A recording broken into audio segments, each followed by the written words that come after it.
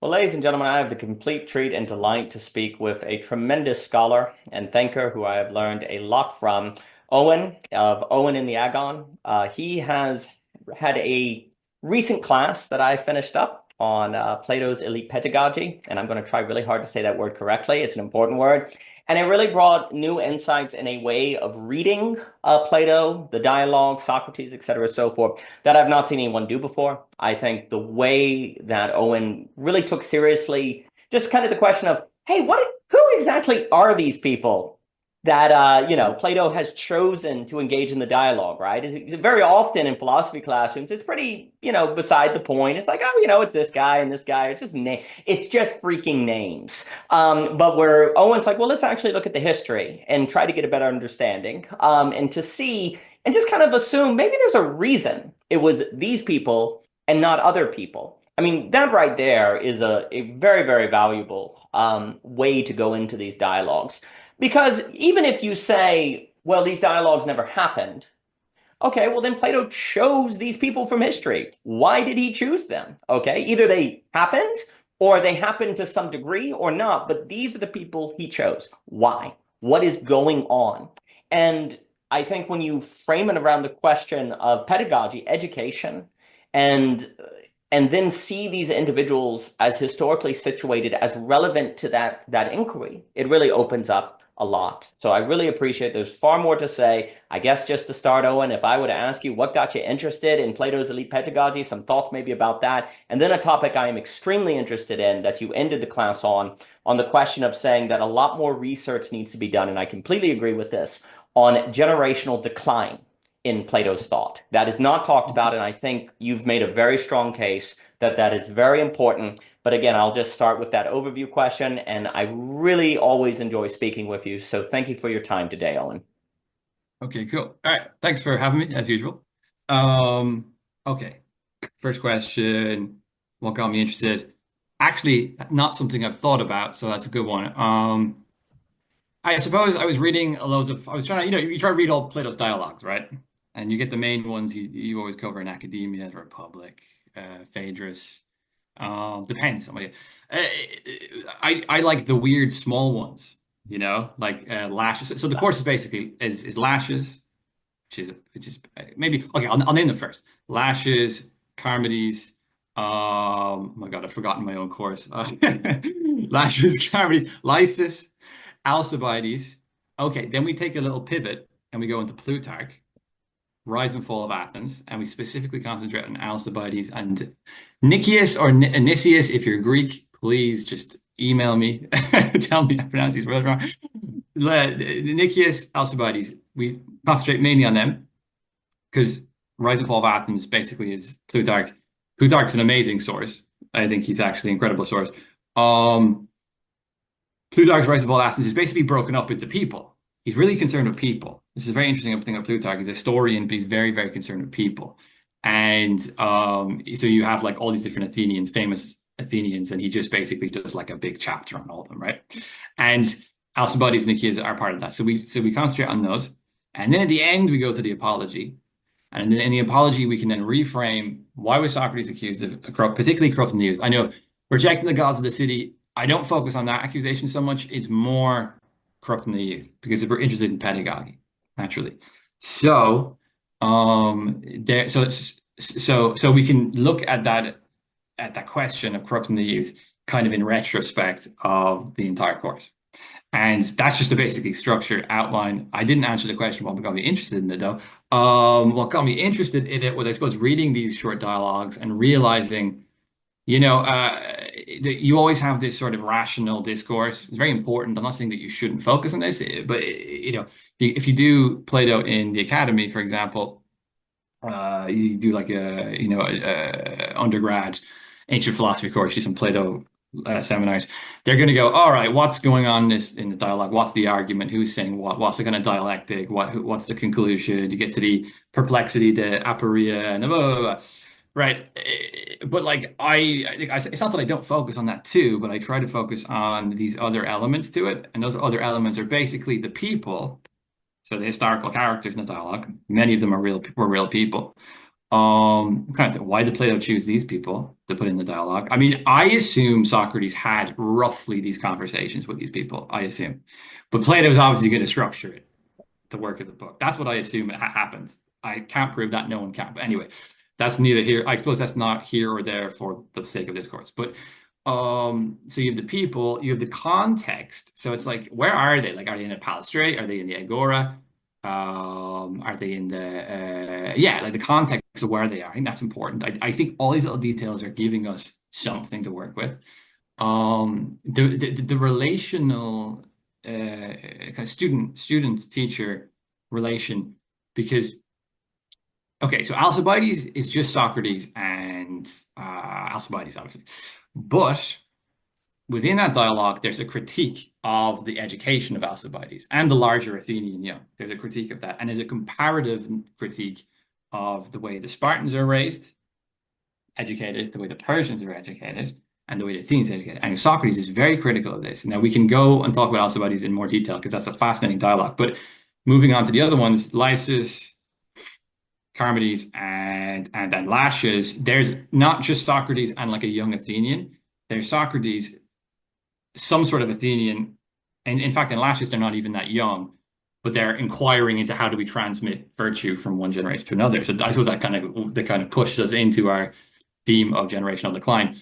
And there's in Laches in particular, there's a very strong sense of generational decline. The structure of Laches is that you have my names, I can't remember all the names. Melisias and if you remember, tell me after, but I can't remember. But their fathers and grandfathers are like Aristides and Thucydides. I can't remember if it's the father or if the grandfather, but they have some relation to these great Athenian men, like the legends. The legends are Aristides, Pericles, Thucydides, and so on. So like you have these legendary names. They are kind of like the George Washington or the Napoleon, or in Ireland the Michael Collins, or in England. Let's not say Churchill. That's a bit controversial, but like I don't know. My history in England isn't good, but you know what I'm saying. These are these kind of legendary figures. Even though the distance between them and the Athenians, as it's being written, it's not so great. It's not huge. It's two or three generations. But anyway, um, that's important. So you have in these dialogues Socrates, but he's also he's using these legendary figures, and he's building a kind of comparative identification with them. It's not always a positive comparative. It could be self-critical comparative.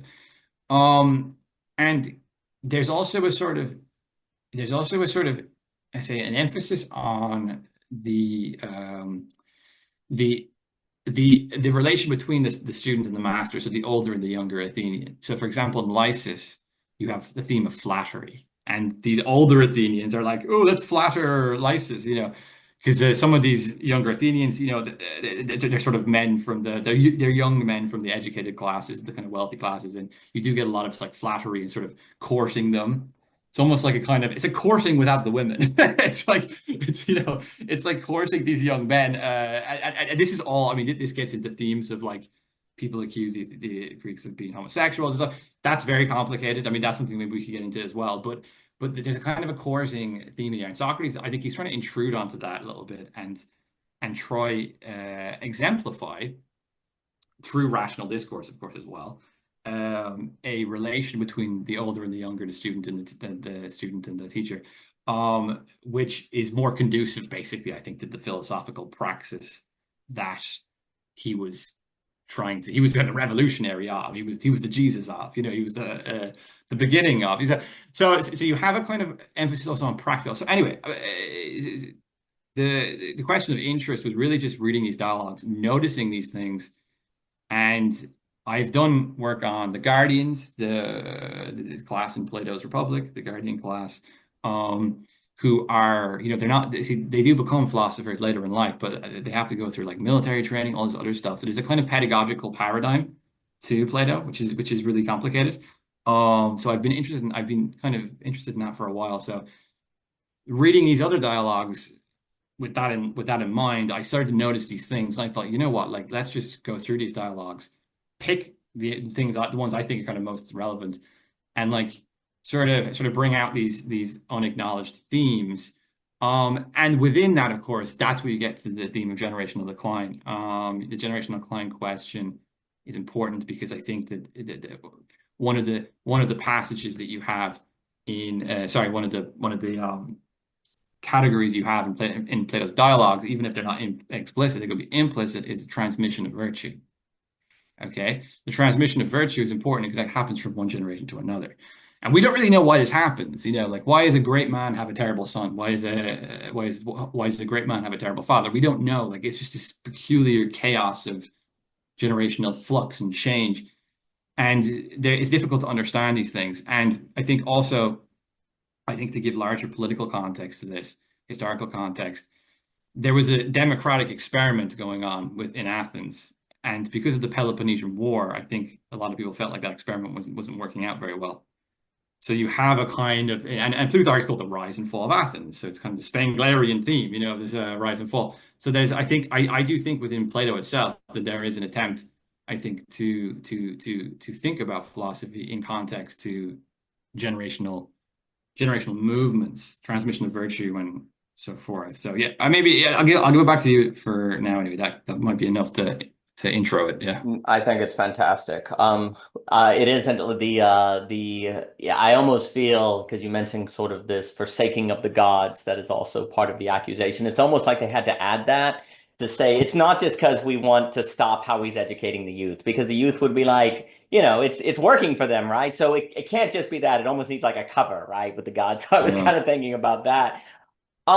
It's very interesting because there are obviously pre-Socratic philosophers, right? Obviously, Heraclitus, etc., right? So what is it that Socrates does, Plato, that is unique? That's this sort of birthing of philosophy, because it doesn't seem right to talk about a birthing of philosophy, and yet we tend to associate Socrates with a certain birthing of philosophy, right? Which is odd. Well, we tend to, I think it's because we think of Socrates as birthing a certain method, right? The Socratic method. And we kind of identify that method as being the birth and genesis of philosophy. And obviously this is mistaken because there's pre-Socratics, there's also obviously Chinese thinkers, Eastern thinkers, et cetera, so forth, right? But what's interesting about this method is if we overly emphasize that, as opposed to, like, we almost talk about Socrates as if he comes onto the scene with this kind of skeleton key by which to unlock, thinking, right? I'll use this method and we'll unlock thinking, right?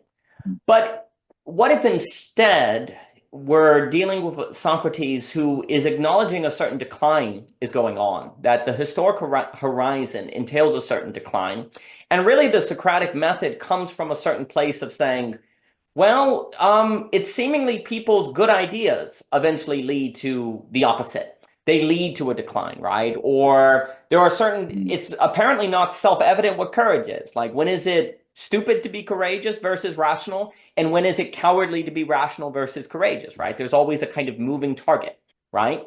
Because if Socrates is profoundly interested in a certain movement of history, a certain decline that's going on, then the method may simply reflect unintentional consequences that tend to occur in history, right? We tend to do what we think is going to be good for the youth, like you're mentioning, like with the kids are like, what did our parents leave us so that we can prove courageous and honorable, right? They've given us comfort in different things. But of course, the parents and the grandparents, they did all these things for their kids to make them better, right? To give them better lives or whatever. And yet that's precisely what then sets one up for this sort of lack of themos, a lack of recognition, a feeling like you've been left with the crumbs, right? You have nothing by which you can prove yourself. And obviously, I'll never say any name correctly, and I'm terrible with names. So, forgive me, but it's like the guy whose name starts with an A, talking about he's handsome, he's successful, he's got all these different things, and yet there's still a certain lack that's going on, right? Well, that's really, really odd, right? And what if the method is simply Socrates kind of seeing how all these good things or all these good efforts actually lead to their opposite, and he's simply bringing that forth to people, right? So that let's see if we can take the next step. because we're going on this decline, and if it continues, there's going to be a certain problem that emerges. And if we don't think this decline, that is, it's almost as if all good things entail the seeds of their decline within them, right?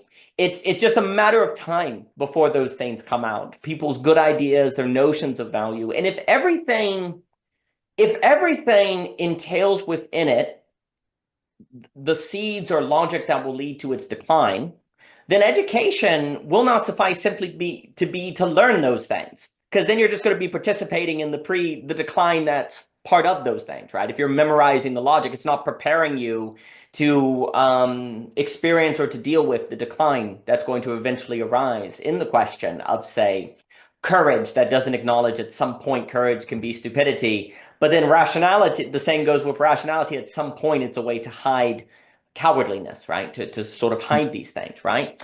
And if the Socratic method, and I'll just throw it at you for initial thoughts, these are just some first things that come to mind. If the Socratic method is not so much a method, but a certain acknowledgement of the movement of history, the movement of events and how things work, then Socrates then kind of emerges as a sort of making conscious how society operates. There's something radically sociological about Socrates. Not simply saying, I'm going to unlock secrets for you, but I'm going to actually make you see what is already occurring so that we might be able to do something about it, right? But of course, he's killed because people don't want to do something about it, right? And then, of course, the odd thing about that is if indeed all of the good things of the past generation entail the seeds of their antithesis, of their opposite, of their self-devouring, then corrupting the youth is precisely saving the youth, right? Potentially saving Yeah. them. And yet there's also a point in the society to say, hey, Socrates, if everyone is considering, the whole, they're not going to have any technical knowledge, right? They're going to be really annoying, like you mentioned in the lecture, like all the kids coming home and asking these questions and, being really annoying. And there's something about, are you all going to actually participate in the society or just ask questions about it? So there seems to kind of be a point to the concern of corrupting the youth and making them not practical. But then there's a major problem with not making them aware of the whole, because I'm also, on that idea of making of the bigger picture of the whole. Well, the awareness of the whole is not merely, seemingly, it's not merely an idea of what part leads to what in a kind of sequential, but the whole is this tendency toward decline from good things. Like the whole is a certain trajectory where success leads into its opposite. And if you're not aware to that, you end up being destroyed. And so there are a bunch of things, but I'll pass it to you on any thoughts on anything. Yeah, I really like that. Corrupting the youth is, I mean, if the seeds of, if within greatness the seeds of decline are there, then corrupting the youth also has its reverse effect, Yes. right? I Yes. really like that formulation. That's good.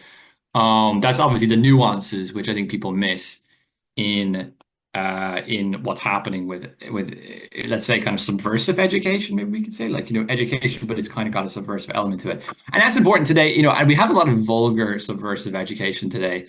It's like Andrew Tate, for example, right? But it's funny how, like, you see in a very stupid sense, you kind of see something happening again like that today. It's like Andrew Tate. I'm not advocating for Andrew Tate, or anything, but you know what I mean? There's almost like there's this attack on him that he's corrupting the youth in some sense, and he's turning them into these people that are intolerant and misogynistic and so on and so forth. And and I'm not saying that like he's a solution, but there does seem to be something missing in that accusation about the historical trajectory that we've been on in terms of making young people, for example, I don't know, more and more tolerant, or more and more emphasis on equality, and we haven't seen that there's something in the kind of, particularly the post-war paradigm, basically, that is leading now to, even though it led to good things, it's leading to its own decline now. There's a seed in that, as you were saying. So these things get overlooked, I think, a lot. What did I write down? Yeah, so I think it was Alcibiades you were talking Yep. about. Yep. Alcibiades. I was it Alcibiades or Aristides? I wasn't sure which A you're talking. Alcibiades. Yes. Yeah, Alcibiades is a fascinating dialogue because um, Socrates basically sort of says to Alcibiades, like, you are rich, you are attractive, you are talented, you know, but like people relate to you. Do they relate to you based on what you are or what you have? Right? There's this kind of existentialism almost in that dialogue. And that dialogue is really important because it brings out a kind of compatibility of ambition with humility. You know, if we're gonna sort of think about decline, right, we can't go, well, that's the movement history. We have to sort of be ambitious and think, how can we intervene in this? How can we rejuvenate? How can we turn things around? Now this intervening in this, like, it's not like it's not a sense of rational control. Like you have to understand these dialectics and these contradictions and these so forth in order to get anywhere, right? So it's not like, oh, let's just kind of very practically sort of intervene and say these people are late. Like, for example, boomers think Zoomers are lazy. What do? Work harder, right? This is not the way to do this, right? This is not the way to do this. So it's like it's not about intervening in this very vulgar sense of simply kind of taking like a pre-assumed good and sort of repeating it, formulating it, codifying it, and just pushing it. There has to be a deeply philosophical inquiry into these goods, as you were saying before. Like we kind of forget, like it's kind of like, well, everyone in Greece at that time thought courage was great. So like Socrates, he's not promoting, like he's not going, guys, you're not courageous enough. Great. And they're like, yeah, well, courage is great. Like of course we're courageous. He's asking what that is. Because it's like we've forgotten what that is, you know. So it's not always like there's a kind of moral paradigm and it's like courage is bad or something like this, or friendship is bad. It's more like the morality itself has forgotten what it's relating to begin with. So if you went from a kind of Bronze Age society into a city state, courage would be so obvious and evident that no one would have to wonder what it is. It would just be expressed. It would simply be expressed. But I think, as you were saying earlier, I think Socrates and Plato don't, they exist in this sort of more civilized state, and they are now. It's got those elements to it, which we would consider barbarous, and that there was slavery, and blah blah blah. But nonetheless, for the ancient world, it was an extremely civilized state. And what he's kind of saying is like, we don't really have the sort of luxury to just express courage just because it's evident. We sort of have to inquire about it because we're sort of expressing it in a self-defeating way, or we're expressing it in a way which doesn't actually actually fulfill itself as a virtue, you know. Um, and some people live in a historical state where they can simply express. Some people live in a historical state where in order to express, you have to inquire with that expression. And I think that's maybe what Socrates is doing here, and that's why the thinking is important. Blah, blah, blah, what else am I saying? Yeah, okay, I'll throw back here for now. Yeah. Well, I think this is very important because, obviously Nietzsche's famous critique is that, everything was better in Homer and Achilles and things went downhill once it Yeah. got to Aristotle and Plato and Socrates. Well, what's very interesting here, the suggestion is that Socrates would say, yeah, you're right. That's exactly right, Nietzsche. There's a decline that's gone on. I'm in this point of the decline and responding to it because it's not that the decline, Nietzsche almost speaks in a way where Socrates almost encourages the decline or heralds the decline with Plato and Aristotle, this Mm. movement toward the man on the little man, the hunchback or something. Whereas there's almost this idea of, no, this person of Socrates that is concerned about the education of the youth is precisely seeing a decline that was actually the seeds of which were already in Homer and Achilles, per se. It was already in the victory of that greatness and the rise of that greatness. Mm. It entails something intrinsic to itself that actually leads to this trouble, not because the philosophers came along and tried to convince people out of being like Achilles, if you will. I just use that example because with Nietzsche. But actually, if you are of that way of being and you're successful and you win all these different things, there's something that occurs that actually leads to a certain decline. And then you start to Yeah. see philosophy, not so much the philosophy that Plato and Socrates and even Aristotle and these people are doing. Suddenly it doesn't become as a certain alternative to Achilles and Homer. It actually becomes, there's something about it where seemingly Socrates is suggesting that what he is doing is necessary given the greatness of Homer and Achilles, and has to Mm. actually be there to keep that from falling apart and dissolving, right? It's like, it's almost like the problem of what do you do when you win the war, right? What do you do once you've won? Oh, there's something about victory that messes everything up, right? Well, it seems problematic to say, well, let's not win, because that obviously didn't work for them either when they had some massive failures, right? Because if you don't win, then you lose hope and you lose time, you become hopeless, right? But then if you win, well, you get the spoils and you have the problem of the next generation. Like the Yeah. victory really hurts the next generation, right? Yeah. Yeah. And it's popular, but I do like, and I think we've spoken about it before. I do like Strauss and Howell's Fourth Turning Generations book, right? I really think the original Generations book from like 1991 is quite useful to kind of go through history and see these generational patterns where you have one where it's the ascent, the visionaries is the first cycle. Then you have the second side, the industrialists, the workers who build up. But then you get the third cycle, which is decadence, that kind of live off the fruits of the second generation. And then you get the fourth turning, which is the decline and the kind of hopelessness that you see. Well, Yeah. basically, Socrates seems to be, and I'll just say Socrates instead of going through all the philosophers every time. Socrates seems to be situated right here on the third and fourth turning, right? He's, Mm. he's like right there. And the question is, the logic for the fourth turning was actually there all along in the first turning. There is something about the first turning that leads to this. And the philosopher is arising profoundly mystified, because it's also then critical when Socrates is like, I don't know, I don't know, I don't know. There's also like, I don't know how to stop the cycles of history. I don't know how to do it, but I know there are cycles of history. And we're going to kind of ask questions to see what is in thought itself that leads to it. Because there's also something interesting where it's almost as if the cycles of history, if I just use that as a catchphrase, the cycles of history are in the logic of thought itself.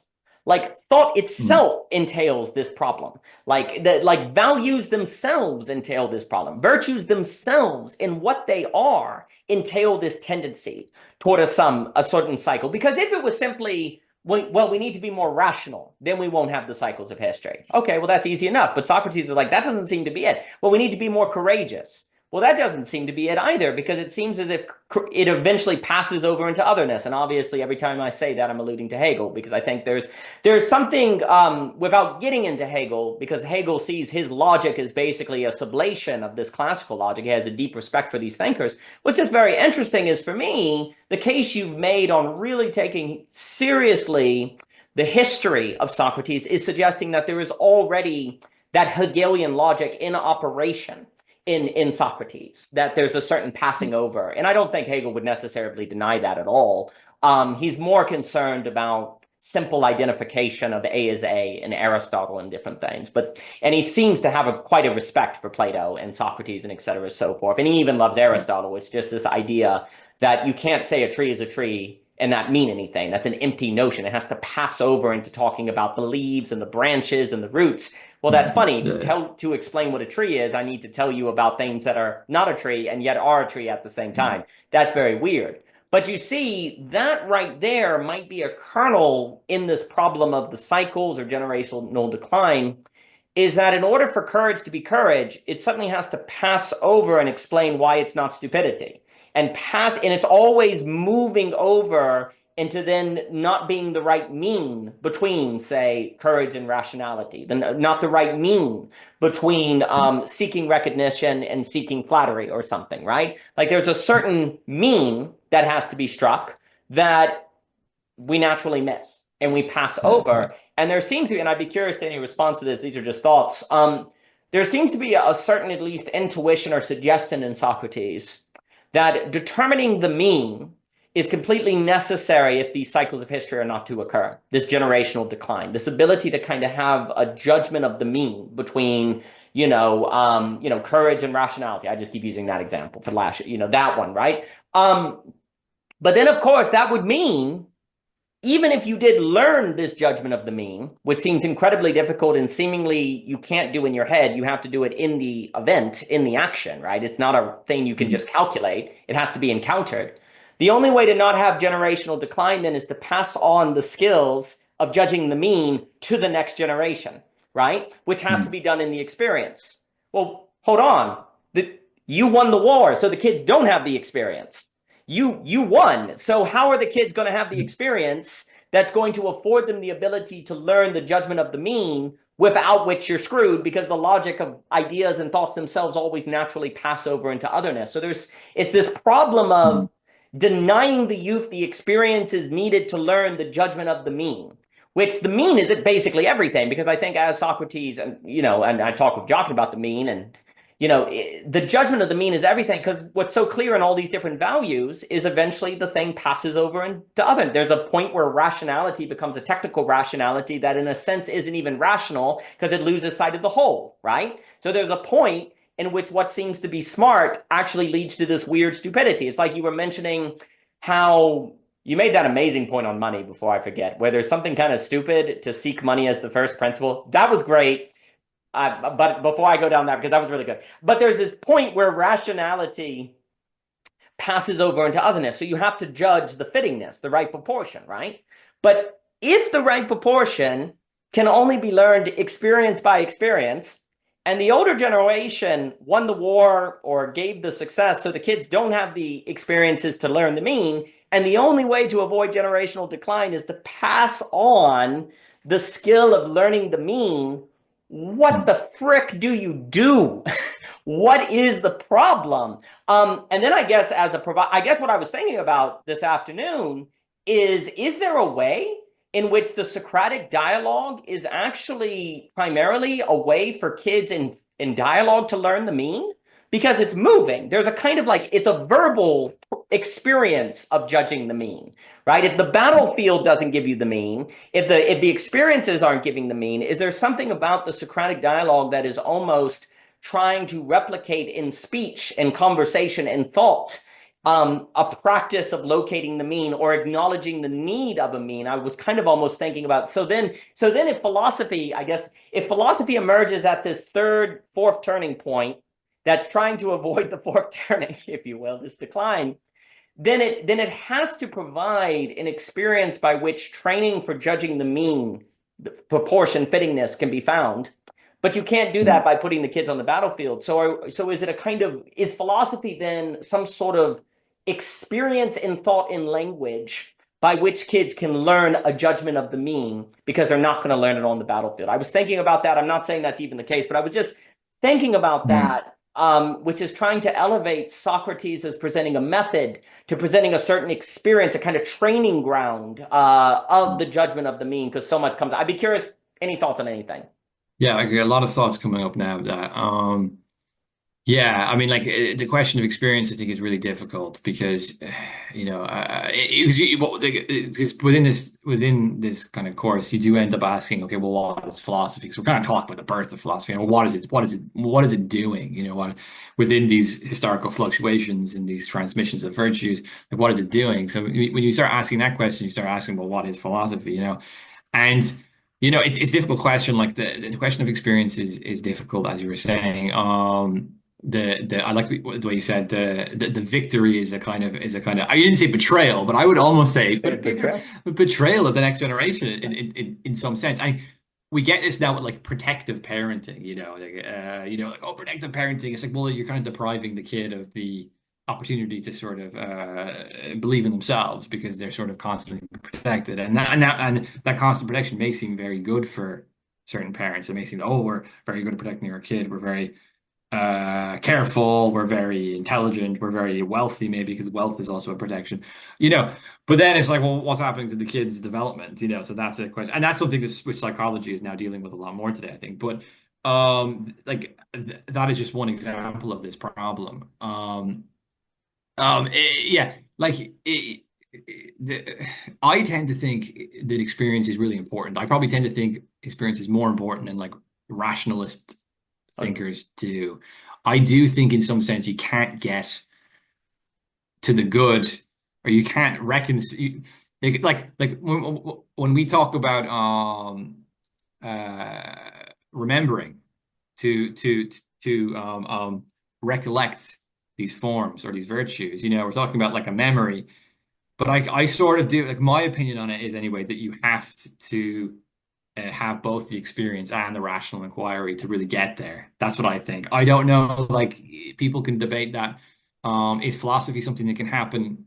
Like, can the experience be completely negated and you can get there purely through rational discussion? I'm skeptical of that, but I don't know. I'll leave that to people to decide. I don't know what Socrates thinks on that, really, to be honest with you. The Greeks did have, you see, the interesting thing about their period of decline was that they still had a lot of experiences, even in that period of decline. Like Socrates was a soldier, fought in wars. Alcibiades fought alongside him.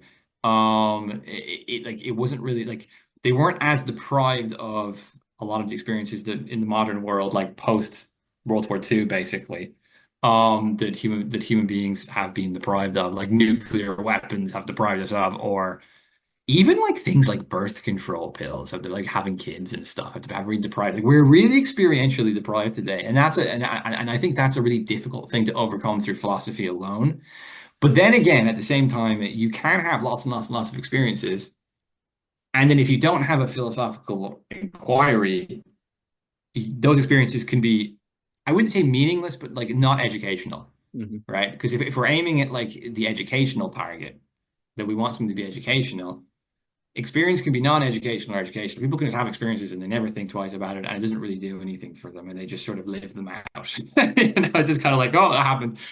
And one of the things I really liked about philosophy when I started to get into philosophy, was that like I personally was never the kind of person that was like, oh, let's have lots of experiences and then let's go think about it. I was more like thinking sort of then sets me up to have more experiences in the future. And those experiences in the future somehow contain something within them that wasn't there before, if you get me. There's an enlightening aspect to the experiences once you've sort of synthesized it with some sort of philosophical inquiry. So this is a really difficult topic to exactly sort of pin down what Plato and Socrates thinks. I don't know, but um, but yes, the deprivation of experience, I think, is extremely important topic. Probably more so, I think, for us than specifically in Socrates' time. But nonetheless, I do think that they inherited, like Socrates, Plato, Alcibiades, and so on. They did inherit a city-state that was pretty powerful, right? They inherited a city-state that was pretty powerful, and it was already powerful by the time they were born, right? So they're sort of existing in this position of some sort of power in their region, and there is a need clearly within these dialogues. There is a strong need to think about how that happened and why that is. Like, why is it that us Greeks have this have this position? Like if they went north to like the Germanic tribes or Celtic tribes, they would see that they were living in a much different way, and they didn't have writing, for example. So how does these things kind of come about? What's the kind of morphology of these things? What's the underlying cause of that morphology to begin with? Again, it's kind of a Spenglerian theme, but for some reason, this seems to bring out an inquiry into proportionality, as you were saying, the mean, right? Into finding that mean, recollecting it in Platonic terms, and trying to hold on to it, right? And then maybe pass it down. But then within that passing down, I would say that you can't codify it. This is one of the problems of today too with education. It's like we can codify something good and we can just sort of like blueprint it and then give it to someone, do this, do that, blah, blah, blah, blah. And that doesn't work either because it lacks this sort of inquiry. And it also lacks an openness because the end is always somewhat mysterious, right? I mean, the end is always a little bit ineffable. Um, Even if we can grasp it on some level, it can't be codified. So you're always sort of dealing with these like difficult balancing acts of like experience, inquiry, trying to grasp something but not codifying it, right? you know, trying to pass something down, but at the same time not like suffocating that and letting there be an openness within that, right? Like we've got everything figured out, it's the end of history. And if you want to be a good person, do this, and this. Well, that's a suffocating. That's a suffocation, and and the education should be more open than that. And I think again, that's a problem of today that we have a kind of post-war paradigm of like we've figured it out, universal liberalism, we've figured everything out, and there's just this sort of a codified assumption of what is good being mass produced pretty much, through university degrees and things like this, right? So it's like, um, uh, you know, or through science, like the way modern science operates, I think also does this. I think it sort of has like a kind of, qualitative philosophical inquiry into a good is different to the empirical finding of a kind of fact or a theory. That whole meme, like trust the science, don't question the science. It's like, well, that's codified as hell, isn't it? Right. So it's like the more the codification happens, the less room there's like wiggle room, wrestling room, play, inquiry, debate, and all of that's been squished in modern educational paradigms. And then that brings let's go back to the course, the way you have this like these settings of the palæstra, right, where it's like wrestling, and it's something competitive, and then there's a sense of like equal.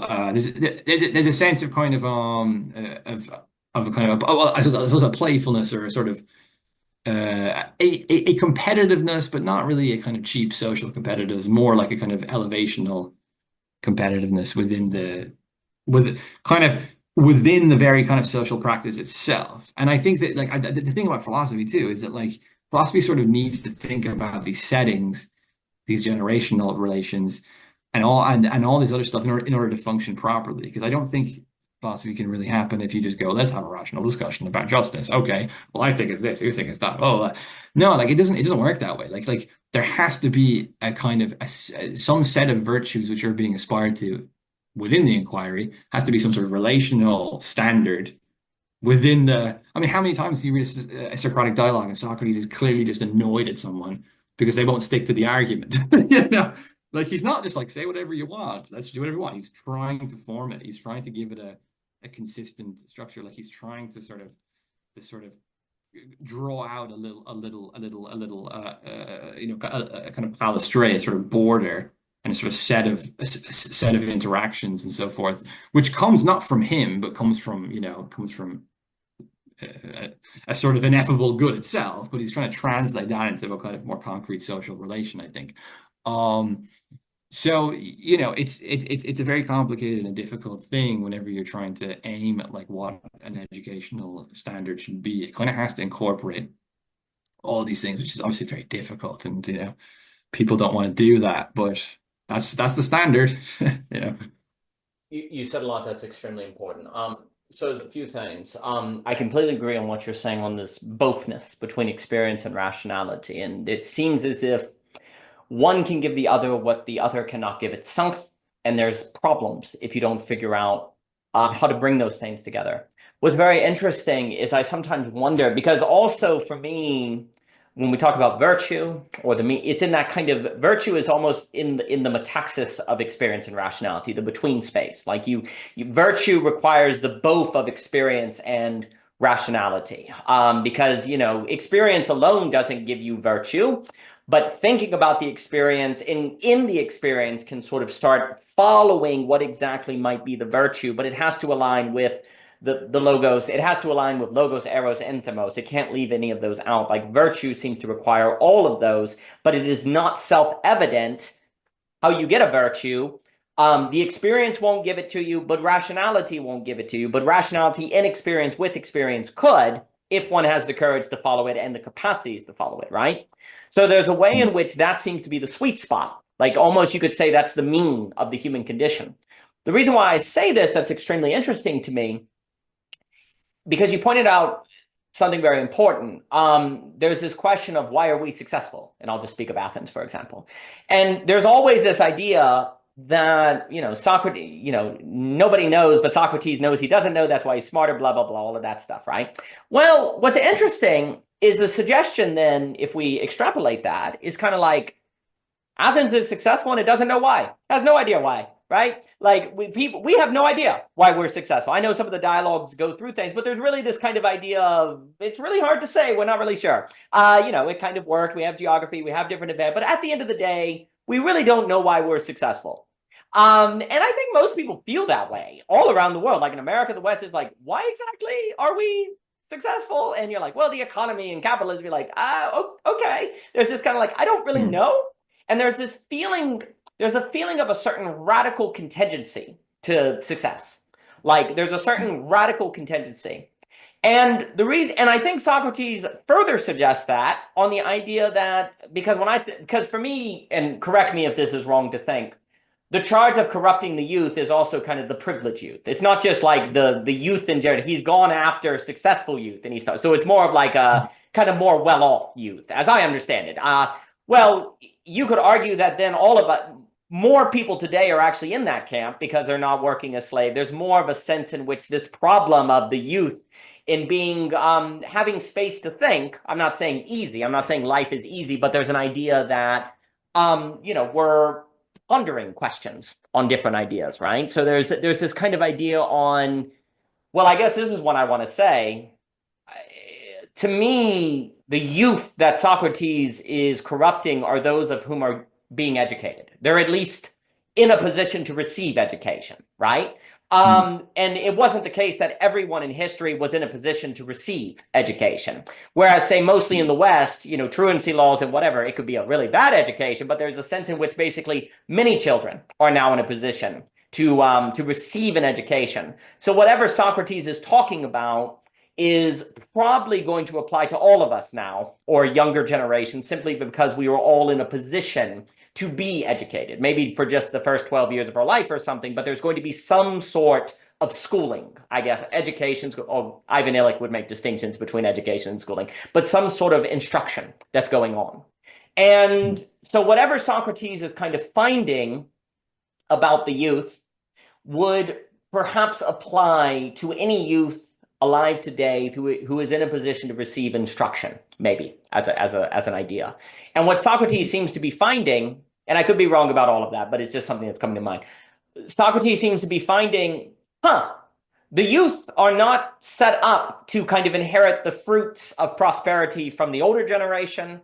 They seem to be left astray, which would provide even more reason to think that Athens has no idea how it's successful. Because if it did, couldn't it pass it on? Like if success was something that people knew what they were doing to be successful or prosperous, couldn't they just pass it on? And so the very fact that it's not being passed on, seemingly, or the youth, there's a generational decline going on. Let me put it this way. If there is a generational decline going on, it would suggest that success is contingent. It's just almost, I don't want to say random, that's too much, but it hasn't been formalized. It hasn't been really thought well why success occurs, right? And if that's the case, the more contingent success is, or I don't know if I want to say systemized or maybe wrestled with. Maybe that's a term, right? Like the less success is wrestled with, prosperity is wrestled with, the more vulnerable you are to the cycles of history, the first through fourth turnings, right? And unless we come to terms with what exactly generates success and prosperity, in a manner that perhaps is not so unknown, but is more intentional almost, right?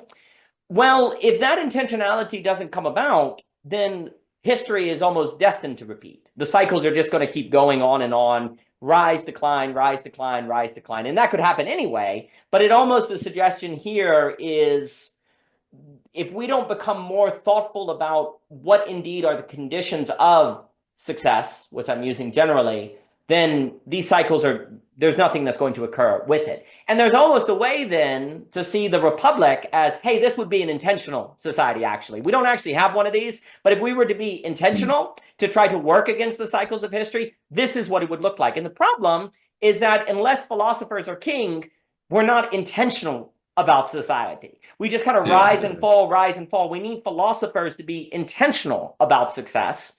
But then, of course, the problem is the meaning of the word success is not clear.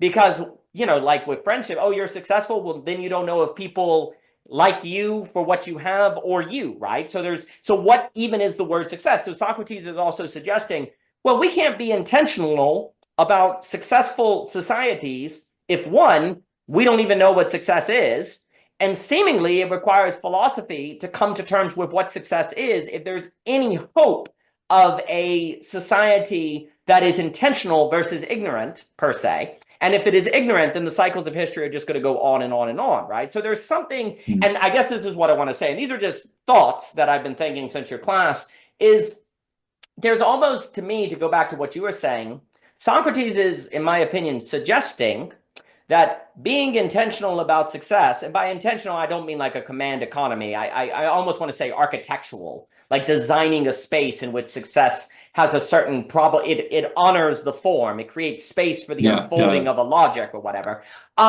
It's almost like Socrates is saying that is only found in the between space, the metaxis, to use William Desmond's term, because Luger's been talking to me about him, between experience and rationality. And you almost want to say that we've not, I think this is fair, we've never had a society that has actually been able to be intentional about that between space, between experience and rationality, the metaxis. You could say that the West is under the tyranny of rationality, which leads to the technical thought, leading to the logic of capital, leading to AI, Nick Land or whatever. Or you've had the radical experience thought that hasn't had philosophy, and that's led to trouble, right? So there's a way in which the fact that we haven't addressed the cycles of history is kind of suggesting that we haven't taken seriously what Socrates is doing, pointing toward a need for a certain intentionality of creating space for the unfolding of the form, which is going to be the virtue that is the I almost want to say is the metaxis of experience and rationality. There's something about virtue that is the fitting betweenness of experience and rationality. Like when you are virtuous, you have fitted to the proper proportion of experience and rationality. You brought in just enough experience, just enough skill to deal with what you're dealing with enough thought to actually arise to the virtue. And a society that was intentional about its success versus just kind of finding itself in it for whatever reasons, a few good decisions here, a few luck of the draws here, a few good things here and there. Instead of that, a successful society would be one that would be more aware of that and would be training that and trying to create that design. And Socrates is kind of pointing to the need for that emphasis in that thought, because otherwise, why success occurs is very contingent. And just as soon as you succeed, then you hate your success and there's still something lacking. And there's always a certain something not addressed. Like you mentioned lack with lack, like there's always a lack that is not addressed. And if that is not addressed, then the generational decline, these cycles of history just seem like they're just going to go on and on and on and on. But let me throw it to you. Yeah, it was good. I was thinking in my head, like while you were speaking, if you walked up to people on the street and you asked them a few questions about themselves, like you said, well, what's your ethnic background, your nationality, even your class background, what's your educational level? They would all be able to answer you very quickly. But if you said to them, so are you first turn, second turn, fourth turn, third turn, or fourth turn on the cycle? They'd be like, what? I have no idea. So like the interesting thing is actually maybe we need to become more aware of this stuff. Like maybe we should be able to answer the question. Like now, obviously, the answer would be basically roughly the same. Well, it could actually be distinguished based on age. Like the boomers, for example, and the boomers are third. They're third turning. We're more fourth turning. Absolutely. Yeah, so there actually is like living distinctions in this regard.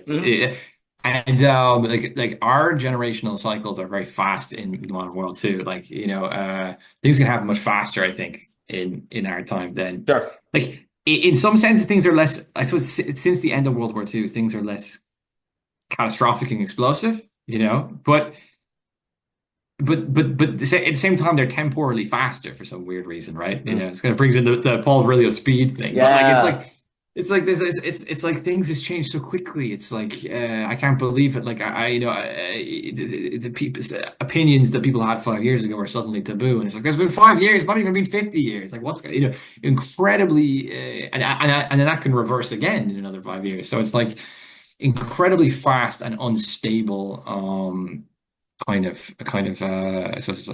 Moral structures we live under today, but. Um, yeah, so you have this sort of need to raise the awareness about ourselves in this context, I think, of generational strength, because we've had lots of nationalism, we've had lots of class consciousness, we've had lots of obviously like people have understood themselves based on ethnicity since the beginning of time or whatever. Well, maybe that's not a fair question. I don't know if some people would disagree with me on that, but there seems to be some sort of understanding of ethnicity going back a long time. So it's like we have these sort of categories of distinction, but then the generational one isn't one. We've never become aware of that. It's a missing link in our self-awareness. So that's really important note. I was also just thinking of like it seems to be consistent. Something useful about reading these dialogues is that you can draw parallels to today. And that's one of the reasons I put in the Peloponnesian War, because, so for example, to go to the Alcibiades dialogue, I was trying to clarify this argument earlier. I didn't actually finish the clarification, so I'll do it now. But there's this relationship between Socrates and Alcibiades, and Socrates is really committed to the soul of Alcibiades. He's not committed to the wealth or the status, for example. So there's this sort of sense of a soul, which is suddenly really important, right? Like you are not like in Fight Club kind of thing. You are not your job. You're not your bank account. You're not your khakis, right? There's this sort of disidentification, like a disidentification with kind of purely contingent things that you have. Your dad, let's say you're Alcibiades and you're born and your parents were from from the upper class, and you have this wealth and you live in this house and you have this name.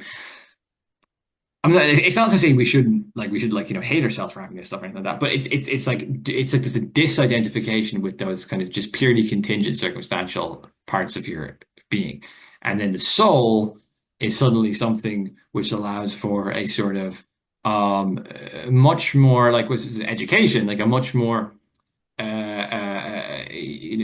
something we can inquire into and maybe take control over to some extent, right? It's less just like circumstantial, and it's more like kind of ethical. It's more inquiry. It's more decision making. It's more um, you know, it's something we can say it can't be reduced to a pure sort of circumstance, right?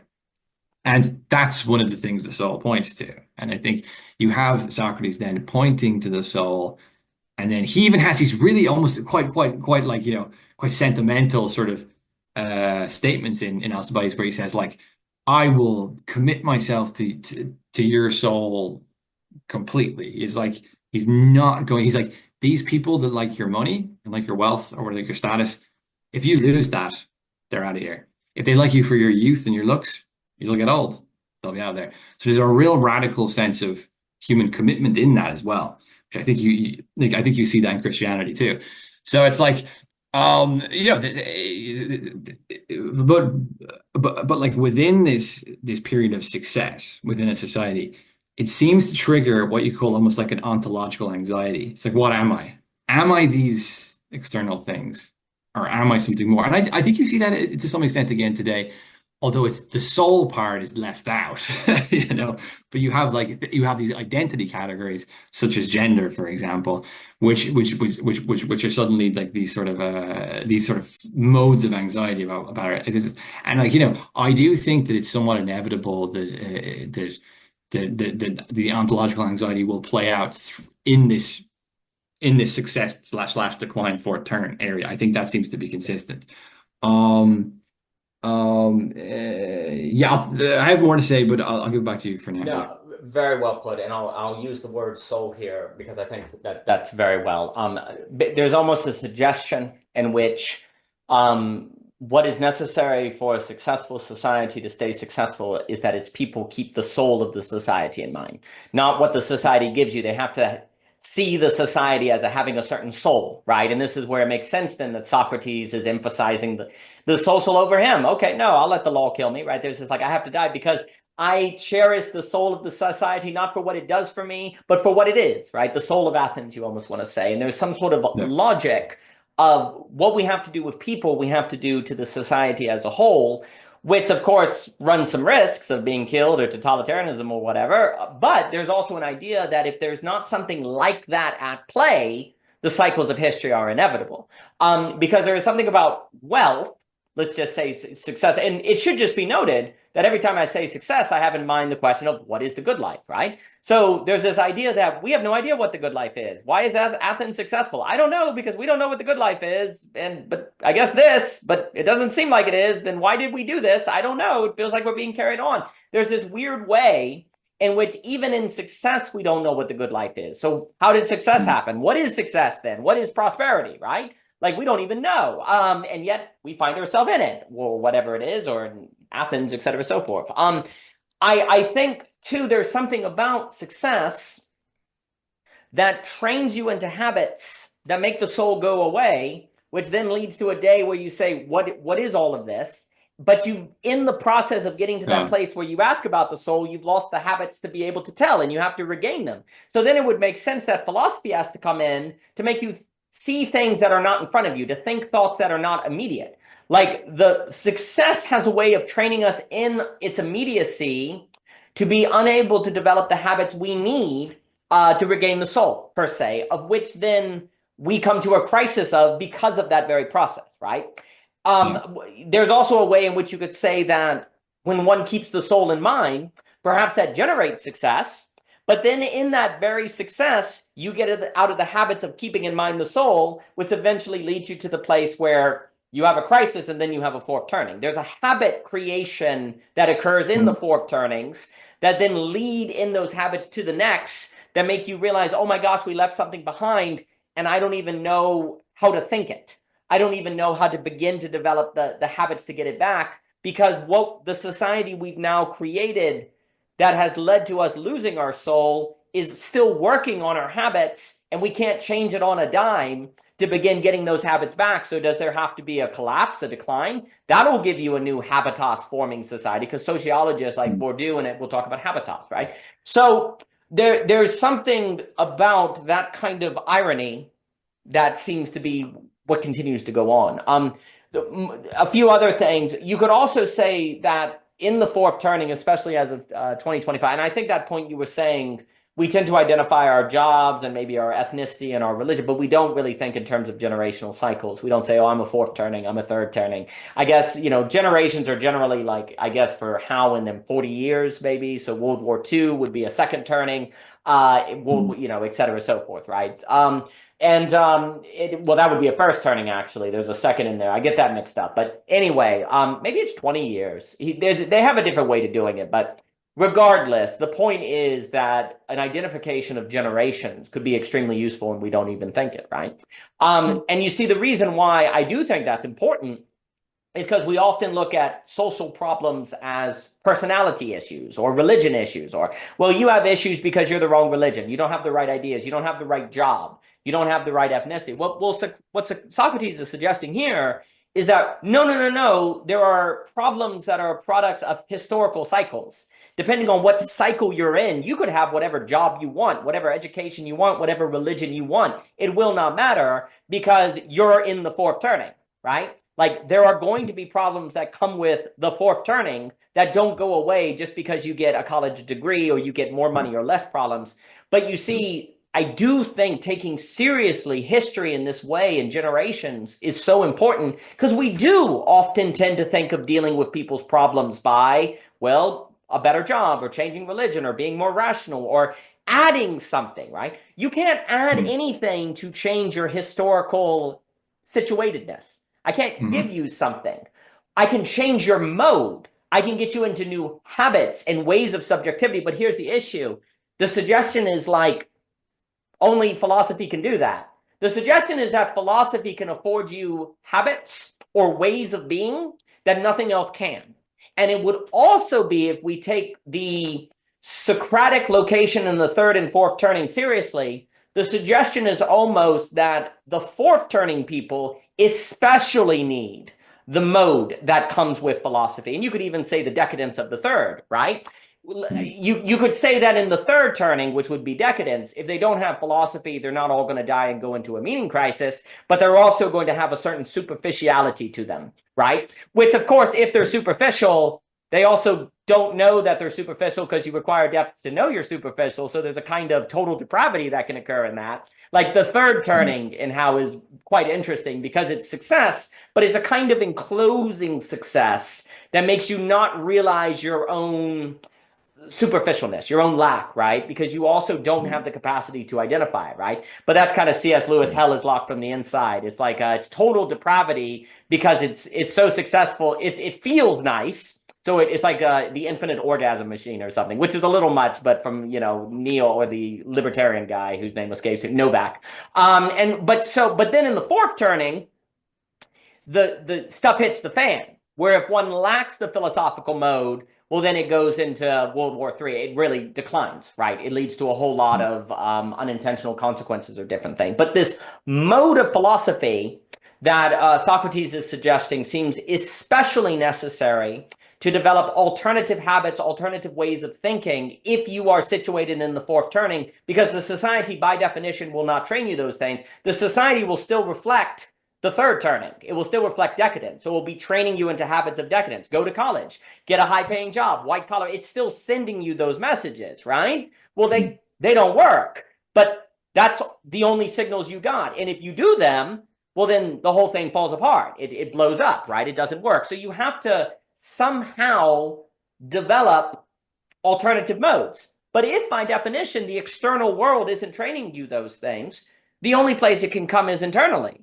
right? Well, what is internal? Thought, right? Philosophy? It has to come from an inner space, if you will. Not because the inner space is always better, but because in this particular historical moment of the fourth turning, the external will more so reflect the values of the third turning and will train you into those habits. So in this historical moment, philosophy arises as a corrective to pass you over without death into the first turning, which then gets you into the first turning is voyagers, explorers, visionaries, building things. So philosophy passes over straight into using your hands, like Crawford. I love Crawford. He worked at UVA, I believe. He's just up the street. Soulcraft is shopcraft. But philosophy in the fourth turning is precisely for the sake of shopcraft.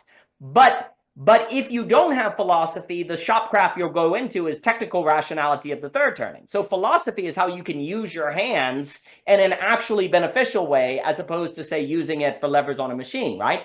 But that makes sense, again, if in the fourth turning, you must get resources of habit formation that are alternative to what is external from you, right? And then the last thing I'll say and give it to you, I think what we're also just seeing today, there was kind of an assumption that, we don't really have to ask questions about the soul or the good life or whatever, because basically we'll have a capitalist system, the price coordination of height that will generate wealth. Collective intelligence, let's put it this way, collective intelligence is enough. We don't really have to do what Socrates is doing. We just need a system of collective intelligence to efficiently distribute resources, and that will create wealth and we'll be good to go. So but basically history is saying, nah, we still haven't really addressed what Socrates is presenting, because what ends up happening is, yes, collective intelligence, capital, etc., hike, all of that, can deal with the problem of resources, and it can deal with the problem of poverty, but all of the characters in Socrates are not really dealing with poverty. They're dealing with the problem of success.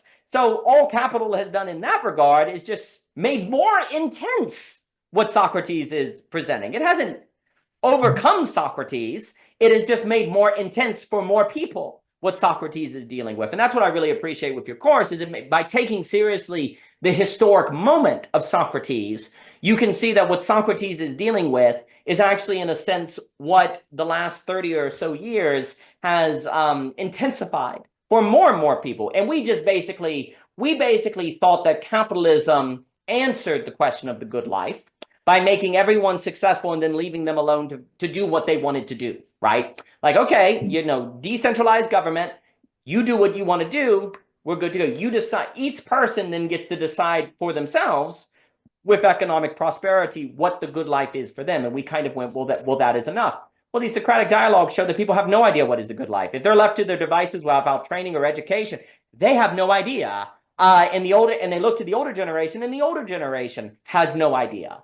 So the problem is, if you make people prosperous, that is not enough and I'll give it to you, to send them off to find the good life. That just makes more intense the question of what is the good life, that they don't know what it is. And in that very intensity, they can be existentially overwhelmed. The ontological tension of the soul becomes pronounced. And then going to Philip Reef, as we've talked about before, in that existential anxiety, the allure of a strongman, totalitarianism, all of those things become greater, because you're looking for an address to that ontological lack, and that seems to give you the answer, so you turn to that. And then that leads to the cycle of the fourth turning. And of course, unfortunately, historically speaking, the latter part of the fourth turning is usually massive war, massive global crisis, stuff like that. And then that resets because, hey, everything, is screwed up, so we can try again. But is that what we want? Is that what we want? I think Socrates is suggesting that we might want to think a little more about that. But let me give it to you. Well, here's an idea, right?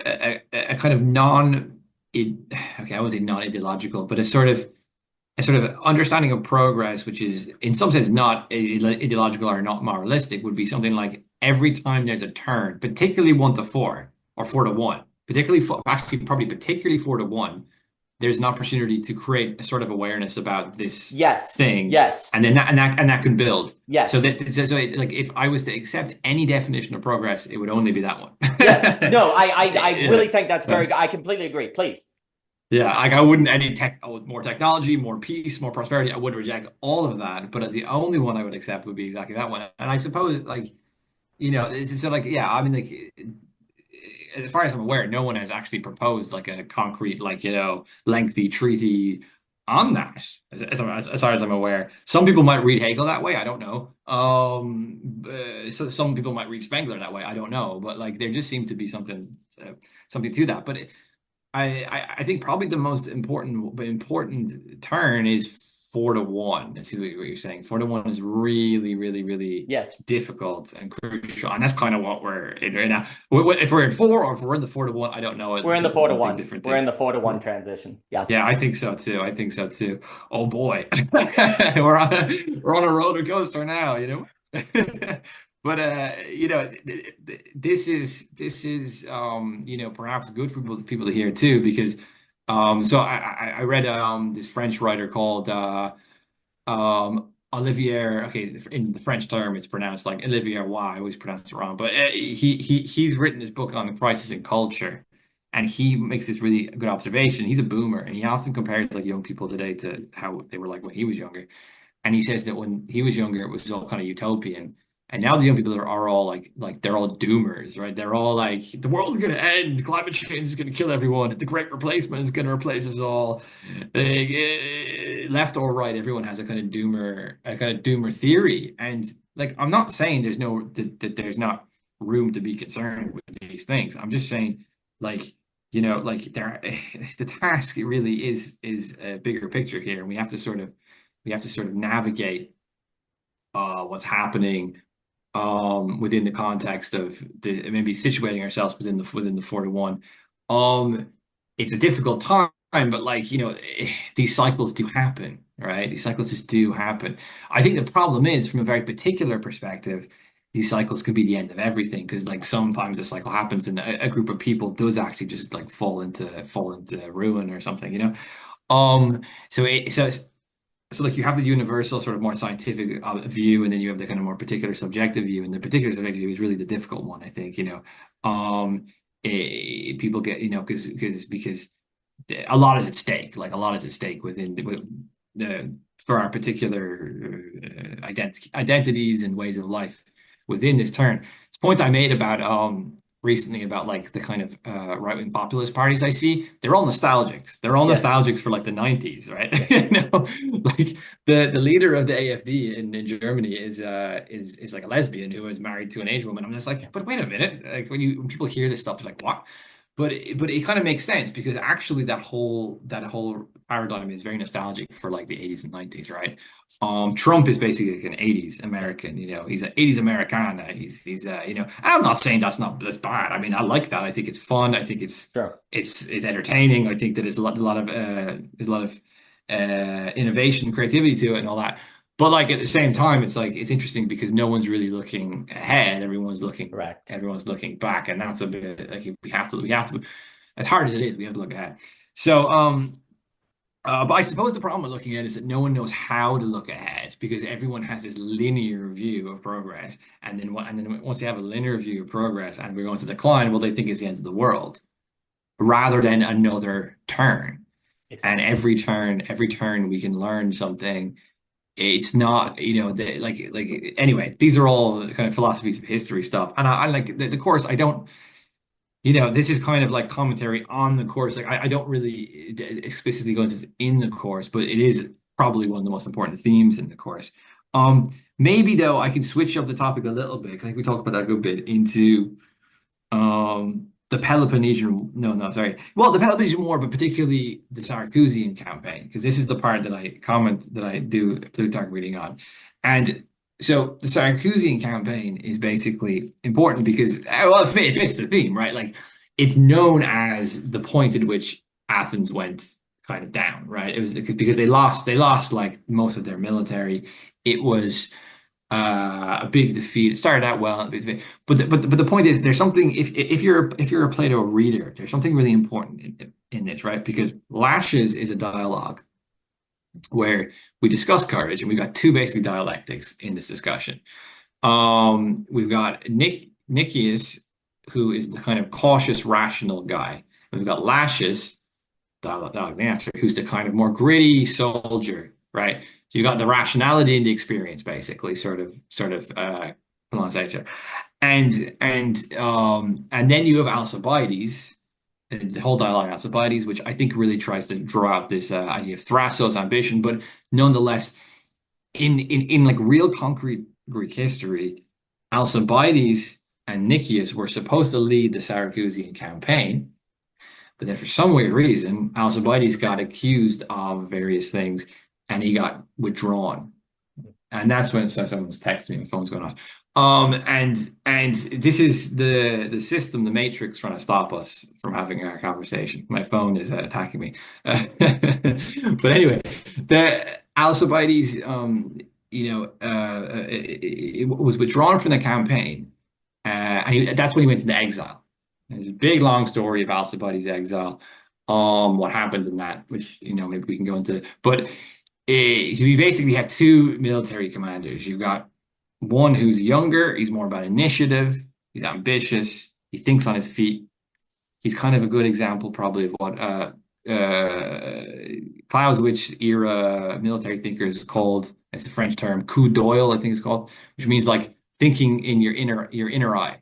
thinking kind of like being able to judge a situation very quickly, you know? So it's like Jason Bourne. It's like he goes into a room and he knows exactly where every object is that he can turn into a weapon like that. It's not rational. It's like intuitive. It's a very intuitive logic. And Alcibiades is kind of an expression of this. And then Nicias is a very cautious guy, very cautious commander, cautious leader. So Alcibiades gets withdrawn, Nicias takes over, and it's going very well at first. But there's, according to Plutarch, at least, there are a series of opportunities that Nicias missed. Um, and then eventually the Spartans get involved, and the Athenians realize they're going to lose, and they were going to sail home, and they would have saved the bulk of their military. They saved home. They would have lost. They wouldn't have achieved their military objective, but they would have saved their military. But Nicias decided that because he was kind of superstitious and the moon was looking weird, and he didn't like the moon, so he was going to wait till the next moon cycle. So they basically waited like 3 or 4 weeks, and then they got blockaded. So the Syracusans Uh, blockaded them, and that was what led to the defeat. And like Nicias was executed, loads of the soldiers were killed or put into slavery, and Alcibiades was off in exile somewhere, in Persia. So it's like you really have these blunders within the Athenian democracy in their kind of leadership hierarchy, right? And it's not just important from a historical perspective, it's important from a Platonic perspective because Plato is often emphasizing, the experience and the rational, or the kind of spirited, and the thymos, and the logos. So it's like, Alcibiades kind of represents the spirit, and Nicias represents the logos in that sense. And the failure to harmonize them leads to catastrophe. So you kind Yes. of do see like very concrete historical events being played out unintentionally or intentionally, being formulated through, I think, Platonic philosophy. The structure of the soul, the sort of educational ideal of fusing the spirit and the logos. It kind of has a very concrete expression of this, so if I won the lotto, or someone gave me billions of dollars, I would create a kind of HBO television series about the Peloponnesian War, right? I think it would be fantastic, and I think one of the problems of um history, like educational scholarly history, is that it gives us the names, it gives us the dates, it gives us all this stuff, it gives us the numbers, but it doesn't put us in the dramatics, the kind of Right. dramatic, because you could only express that tension between the high-spirited, ambitious young man and the more cautious, rational, the tension between them, the attempt to work together, the failure to work together. You could only display that properly, accurately through a kind of dramatics, right?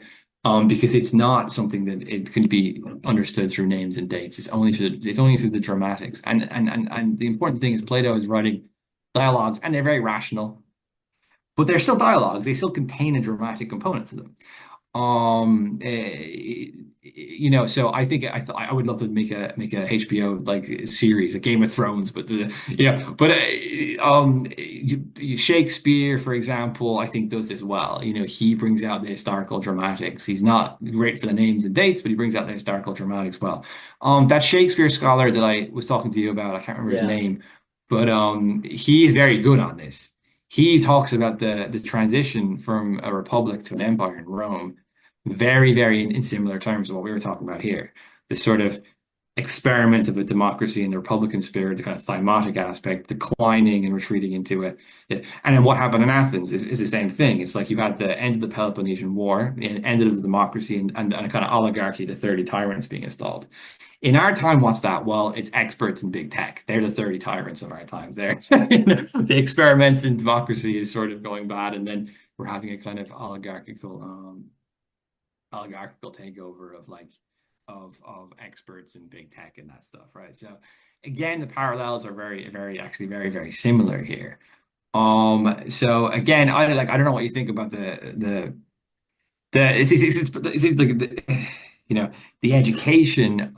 If we were going to formulate like a kind of education this of these generational structures, we would also have to cultivate a subjectivity within those structures, Yes. right? And I think Yes. you can't do that unless you do it through the dramatics. So it's where Right. the literature comes in, it's Yep. where the playwriting comes in, it's where the emotion comes in. So yeah, I think that's something as well, which I try to bring out a little bit in the course. I don't do anything performative. I don't do anything. I'm not like a playwright. I don't, you know what I mean? Like I'm not writing stories. I'm not acting anything out.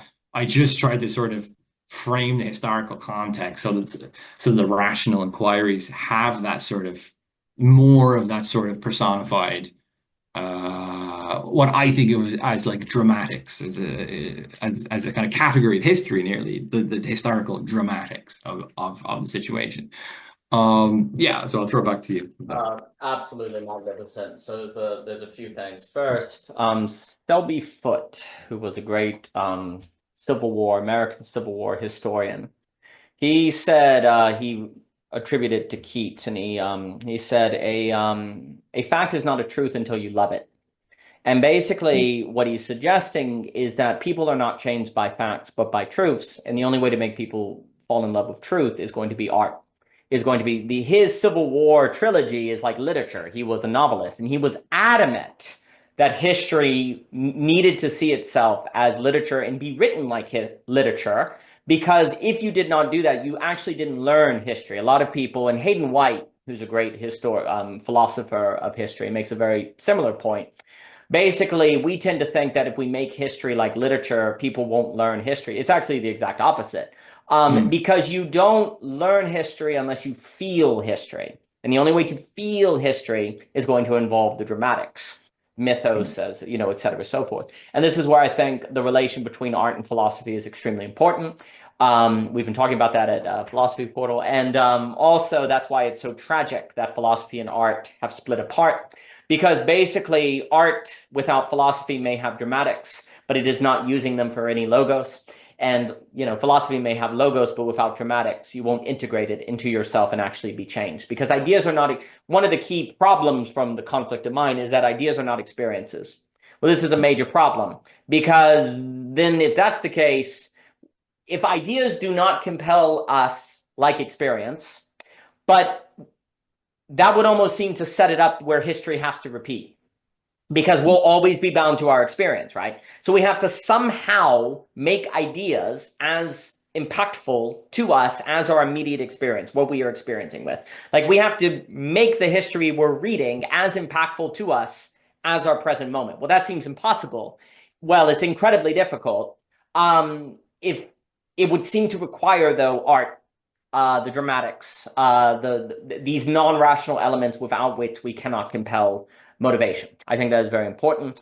Also, that is where what I call the social coordination mechanism online, where we're seeing philosophy like we're doing, talking, it becomes more like an experience. It's something people can see. You feel the experience of the conversation. Philosophy feels alive when you're able to have discussions like this without living at a university, which then the bureaucracy creates an environment that's almost antithetical to the spirit of philosophy. Well, that means philosophy to be experienced as itself almost has to be outside of institutions, but then you have a coordination problem until about 2018, where this YouTube Zoom combination allows people outside of academia to nevertheless still coordinate with one another around the world to actually find the spirit of philosophy, which you take in more as an experience that can then translate into a new mode of subjectivity, a new mode of character. So the social coordination mechanism for me is extremely important because it allows a spread of the practice of philosophy to be in a Socratic dialogue yourself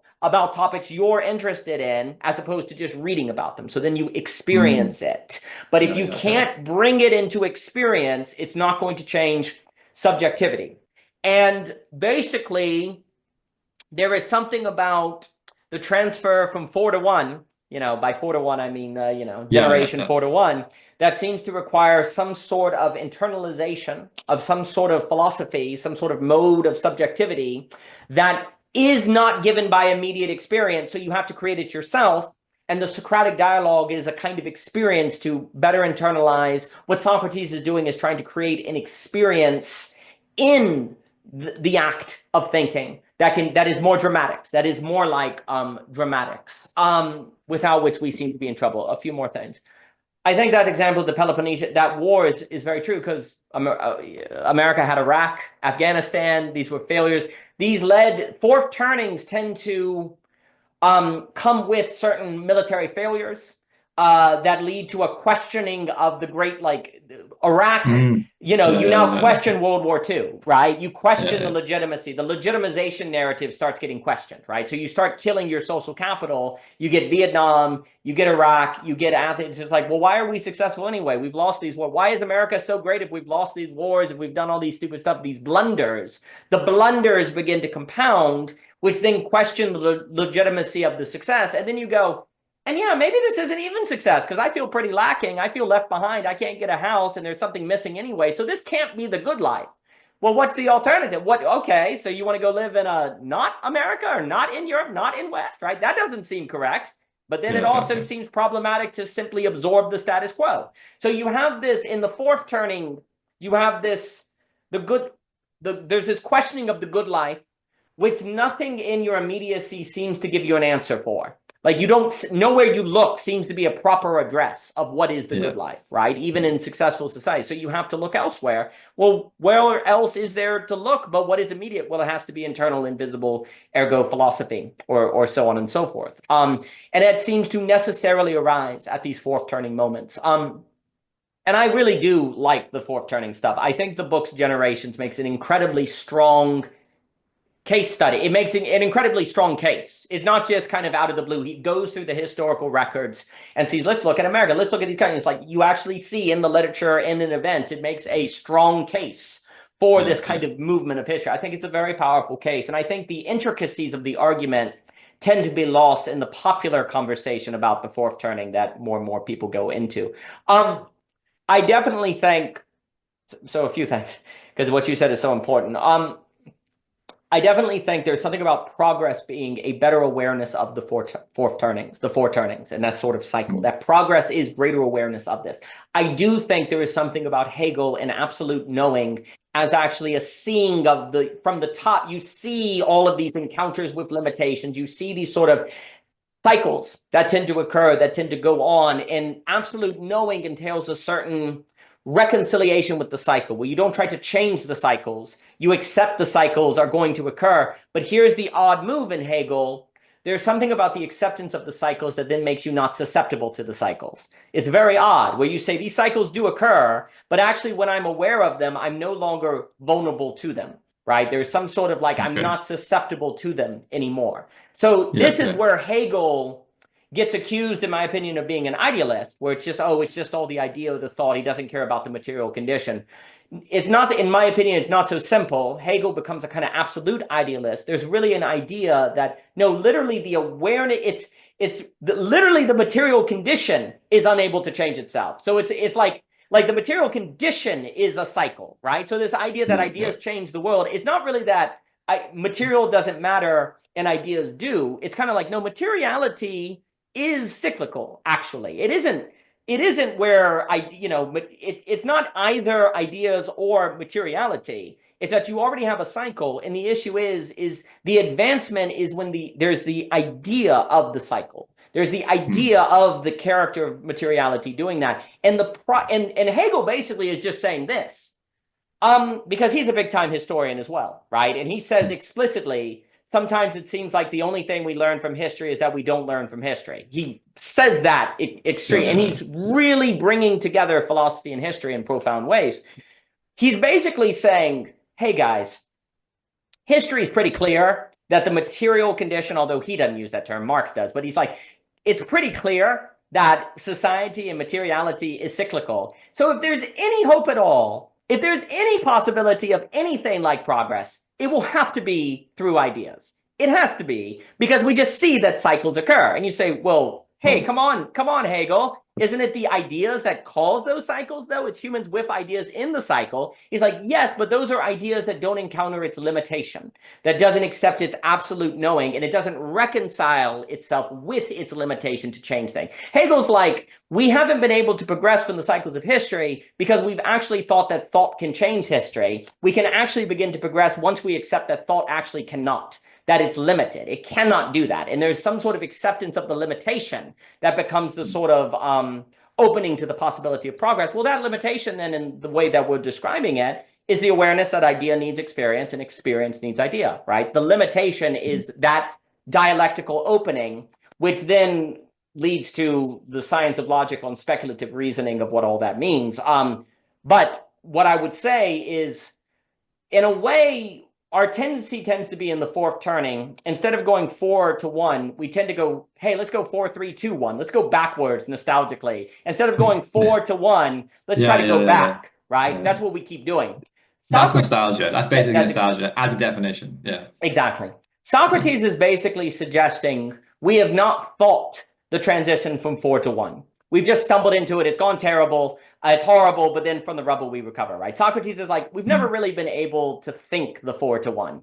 We've just kind of not killed ourselves yet. And that's not really success. That's just we haven't killed ourselves yet, right?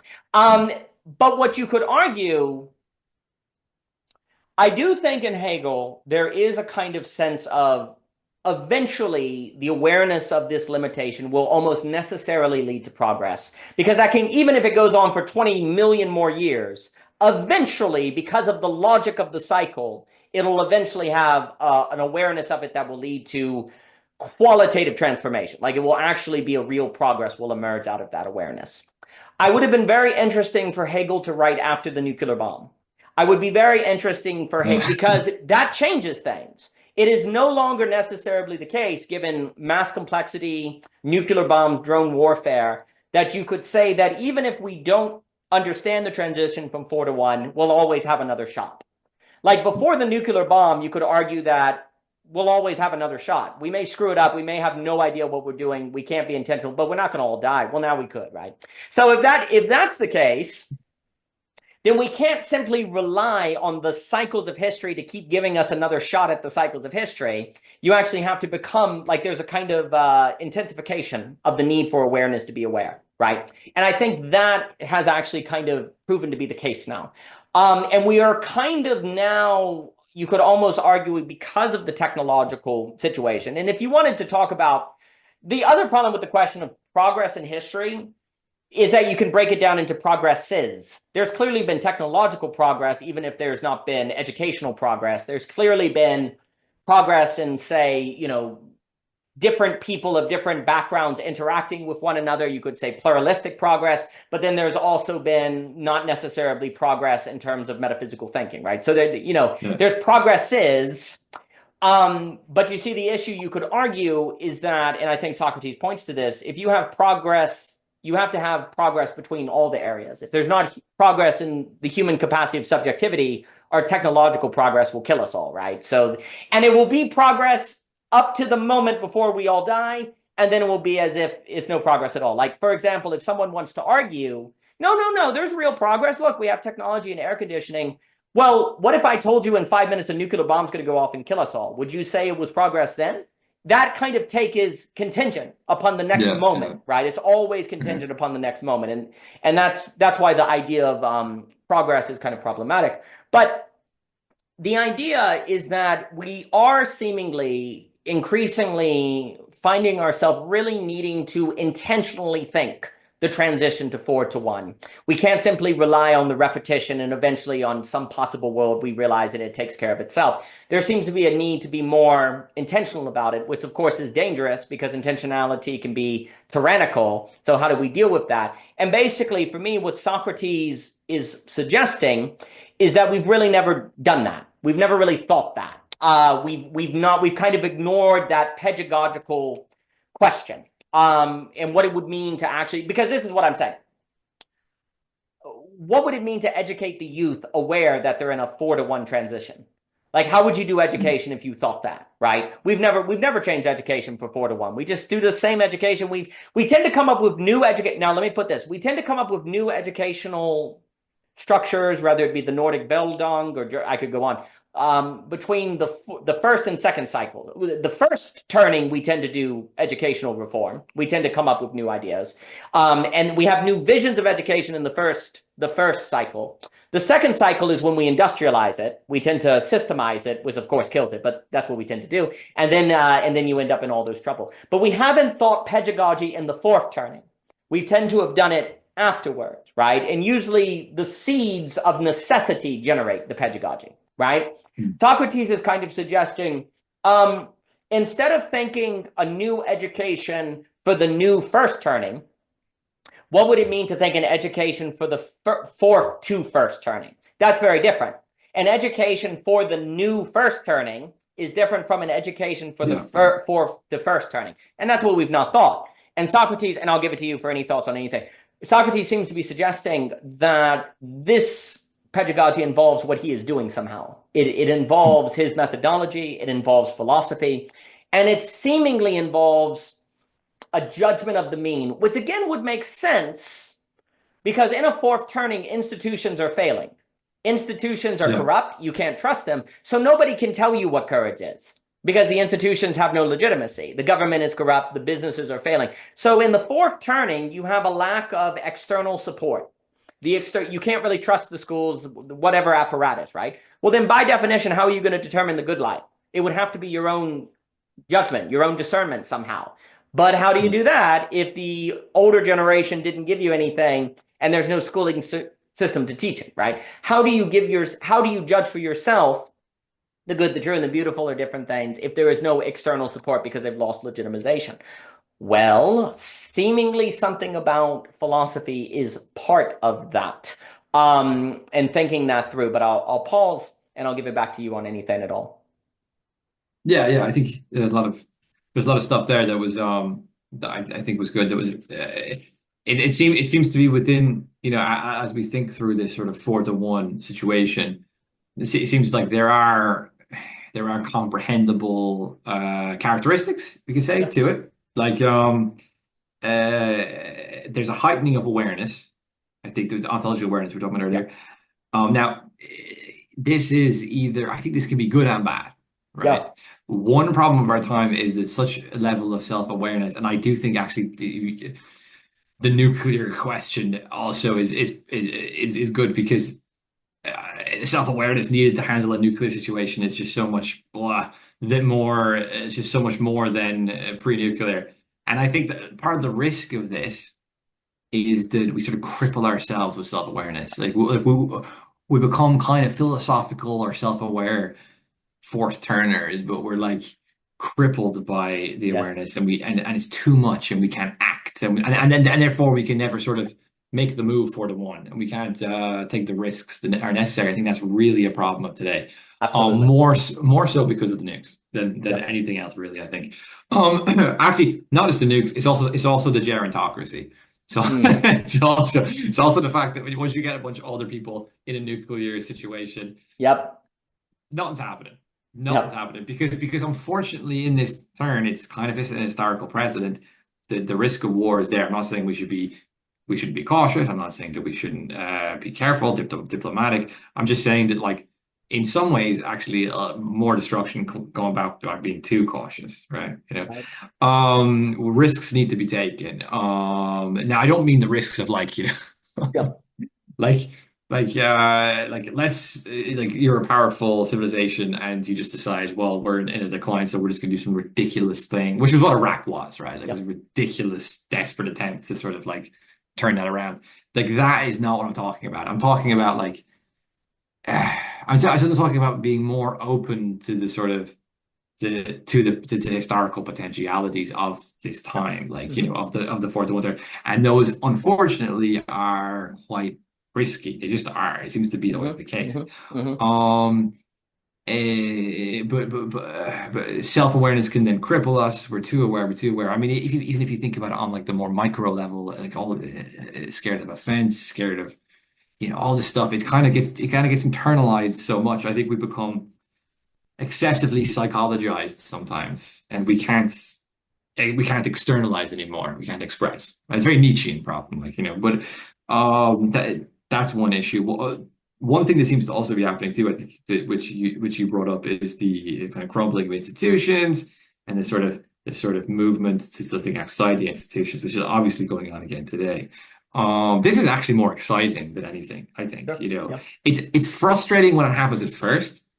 But I think the more time goes on, the more you get into to that sort of outside space, I think that the more sort of innovation and the more participants as well. So it's a numbers game as much as anything, because it's like um, everyone's in the institutions. The institutions are crumbling. It takes time for just some people to just go, you know what, I'm going to try something else. Just takes time.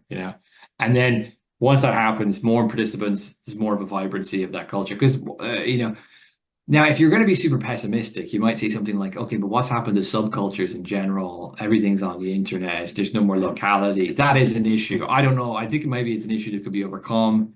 I think increasingly it probably will be overcome a bit, but it definitely is a big challenge, just the kind of technological disembodiment and sort of kind of deterritorialization, we could say, of these subcultural experiments.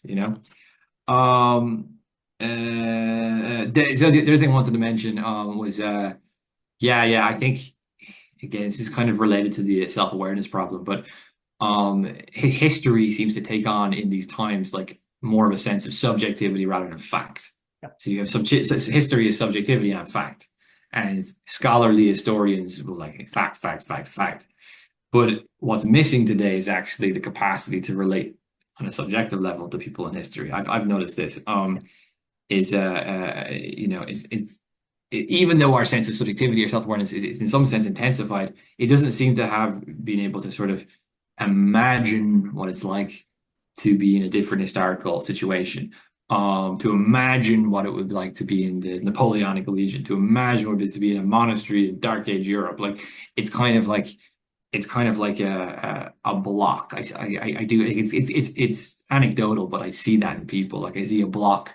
It's hard to imagine, and part of that is the arrogance of the end of history as well. It's something that Fukuyama brought up in the end of history in The Last Man. He talks in the Last Man section. He says, problem with Last Men is they'll like pat themselves on the back for not being silly enough to get involved with these like struggles over like Protestants and Catholics or French and Germans, whatever. It's like, okay, in some very simple moral sense, yes, of course, like people do stupid things, but it's like there's a failure to relate subjectively over time to the people in those situations and kind of go, well, hold on a minute.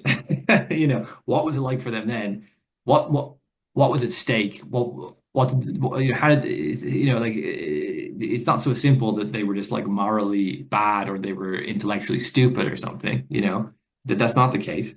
Um, the big one of our time is obviously World War II, Right. because we've really morally simplified World War II to the point of extremity, to the point where it's very difficult. I mean, you see this happening actually now, like people trying to like think about the situation of World War II in a bit less of a moralistic, a bit more nuanced light, and that seems to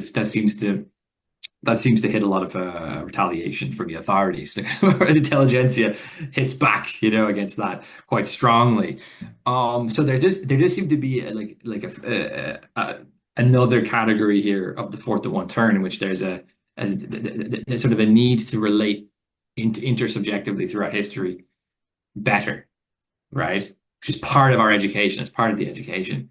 And obviously that can be difficult. In our time, it's difficult, I think, because of World War II in particular, but also World War One, I think. But anyway, and nukes, everything. The entire 20th century has basically just been like a massive like, we're not going to let you historically intersubjectively relate. We're not going to let you. This is just it's almost like Hobbes's categories of like state of nature and civil order have been sort of historicized, and it's like Yeah, everything yeah, before everything before 1946, everything before the sort of new yeah, the kind of post-war uh, uh, whatever infrastructure and negotiations and world is like is the state of nature, yeah. and everything after that is the civil order, and it's like no, it's not. That's not what Hobbes meant. You know what I mean?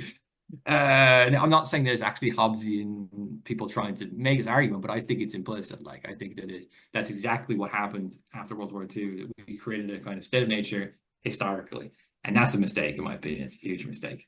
Because it blocks the intersubjective historical relations. And I think there's a need for that. There's a really need. And there's a very productive need for that. It's very important for our time. In general, it's important, but it's for that. So the importance of the subjective historical relation as a part of the education, I think, is huge. I think it's a huge. To sound like Trump here, it's huge. But this is a huge problem, right? Yeah, yeah.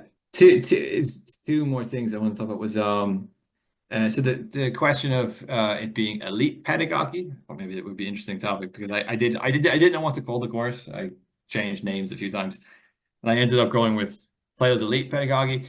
Because it is clear he is training, because in the context of the Republic, he is also sort of looking for he's also looking for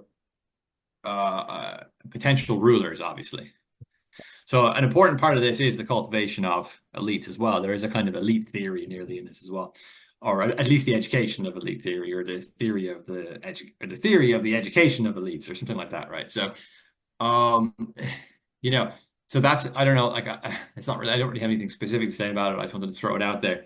The kind of the thing about it which is really important, I think, is potentiality, is human potentiality, because I do think, and again, this is important to the historical context because there are these moments of opportunity, and I, before we recorded, I was thinking about this earlier today, and I thought, why? Let's talk about politics then. Like, why is education a political problem? I'm Mhm. not saying education should be political in some simple sense, but education as a whole is a part of the politics of society. That is clear. That is clearly true. And politicizing education is not the same thing as acknowledging that education is a part of the political paradigm. Like there's two different things. Um, so I think it's difficult because you kind of have two things with potentiality. You have wasted potentiality and fulfilled potentiality. And I think there's always a kind of tension over that, right? So it's like, um, so it's like, the failure to educate in some sense could lead, I'm not saying it's always true, but it could lead to the accusation of a wasted potentiality, right? And then the success of education could lead to at least it could be true.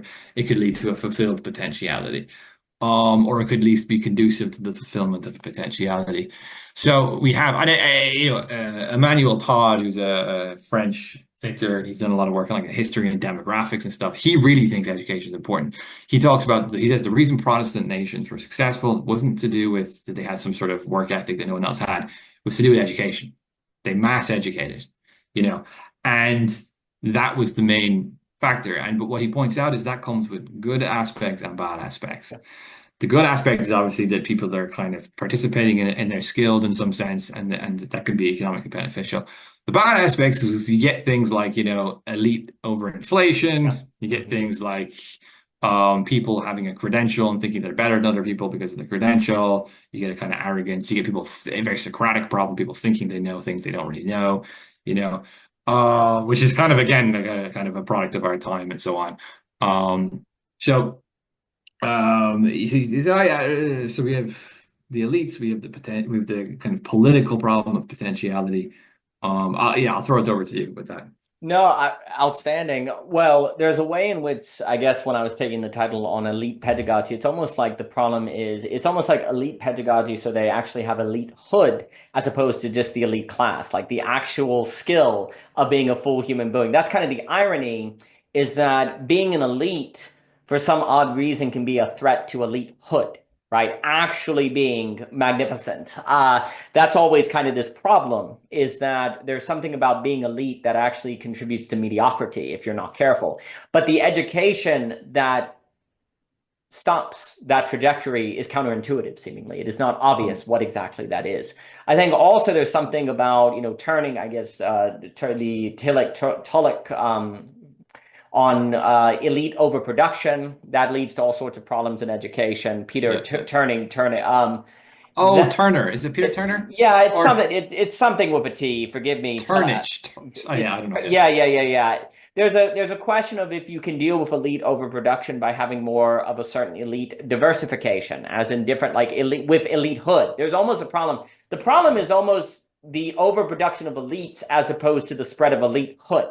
If there was actually a spread of elite hood, where people had the skills and capacities that Socrates is talking about, humanness, like actually the logos, the eros, and the themos together, that wouldn't be a problem. The problem is the overproduction of elites with a lack of elite hood, or you could say extension of humanity versus its replacement, as maybe Ivan Illich would say.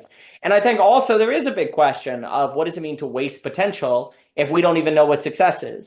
Like, there's a sense in which if we don't even know what the good life is, what are we even talking about when we talk about wasted potential and fulfilling potential, right? These are just kind of categories of manipulation, ultimately. If we don't know what the good life is, if we can't speak meaningfully about it, which seems to be completely necessary between the fourth to the first turning, then it's not even clear what we're talking about when we talk about potential. And there's something about the transition to the fourth to the first turning that makes naked our lack of really knowing what we're talking about when we talk about potential and success. It just kind of lays it bare.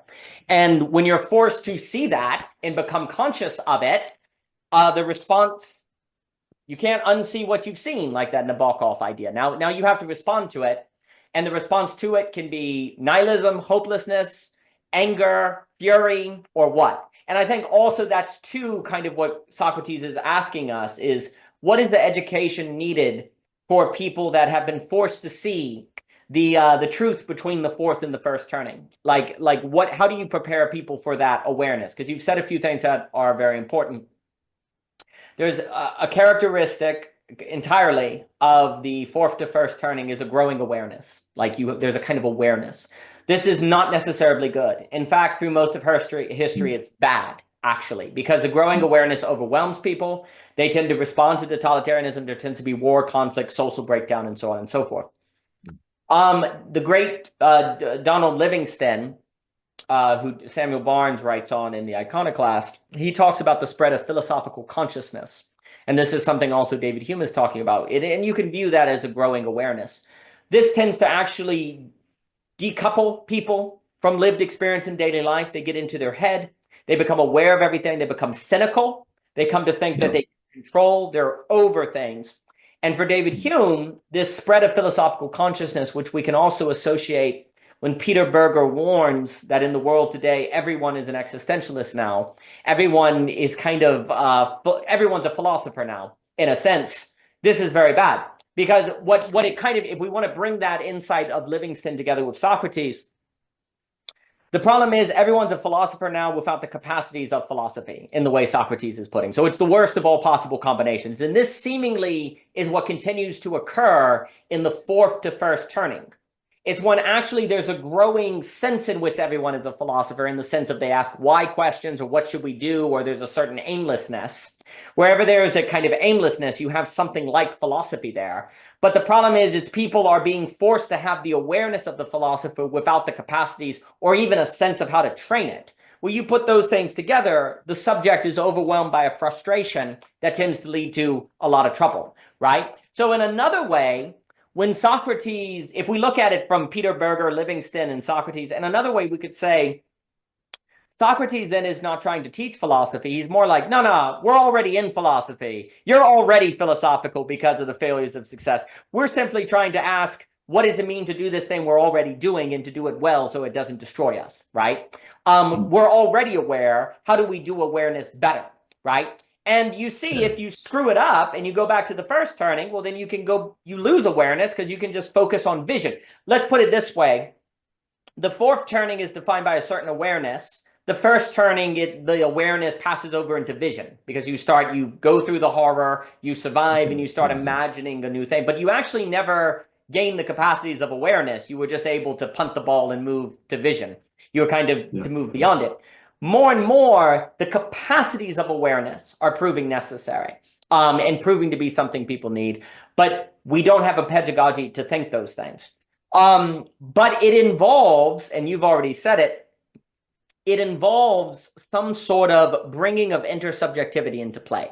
Some sort of bringing of the subject, not just facts, but subjectivity. But the problem is the way we tend to bring subjectivity into play is more like, instead of intersubjectively relate, we self-subjectively relate, ego-subjectively relate. So the problem is it's not an intersubjectivity, because that's metaxis, to use Desmond's term. And I'm quite fond of between spaces. With Hegel, I like to talk about the intersuppositional versus the presuppositional, the between, the encounter, the surprise. Ivan Illich, the surprise on the side of the road. This all seems to be very critical. And what we do is, instead of think intersubjectively, we tend to actually just be self-subjective, which means we self-relate. And in that self-relation, we auto-cannibalize. We eat ourselves because we're not relating to anything outside of it. We just express ourselves and atomize, right? So you need to bring subjectivity in without atomization. So you need to bring in the subject without the subject closing on itself. And that's as an ego, or the guy in the apartment in Japan who never leaves. Like, that's the problem. Like, we struggle to bring in subjectivity without the subjectivity enclosing on itself. How do you bring in subjectivity while leaving it open to otherness, intersubjectivity, right? This is what is radically difficult. But to your point, basically, Gadamer in Truth and Method is basically like, you actually can learn. He makes a funny point where he's like, you actually can learn history from paintings more than books. Because in a painting, you encounter the horizon of the people. You encounter how they experience things.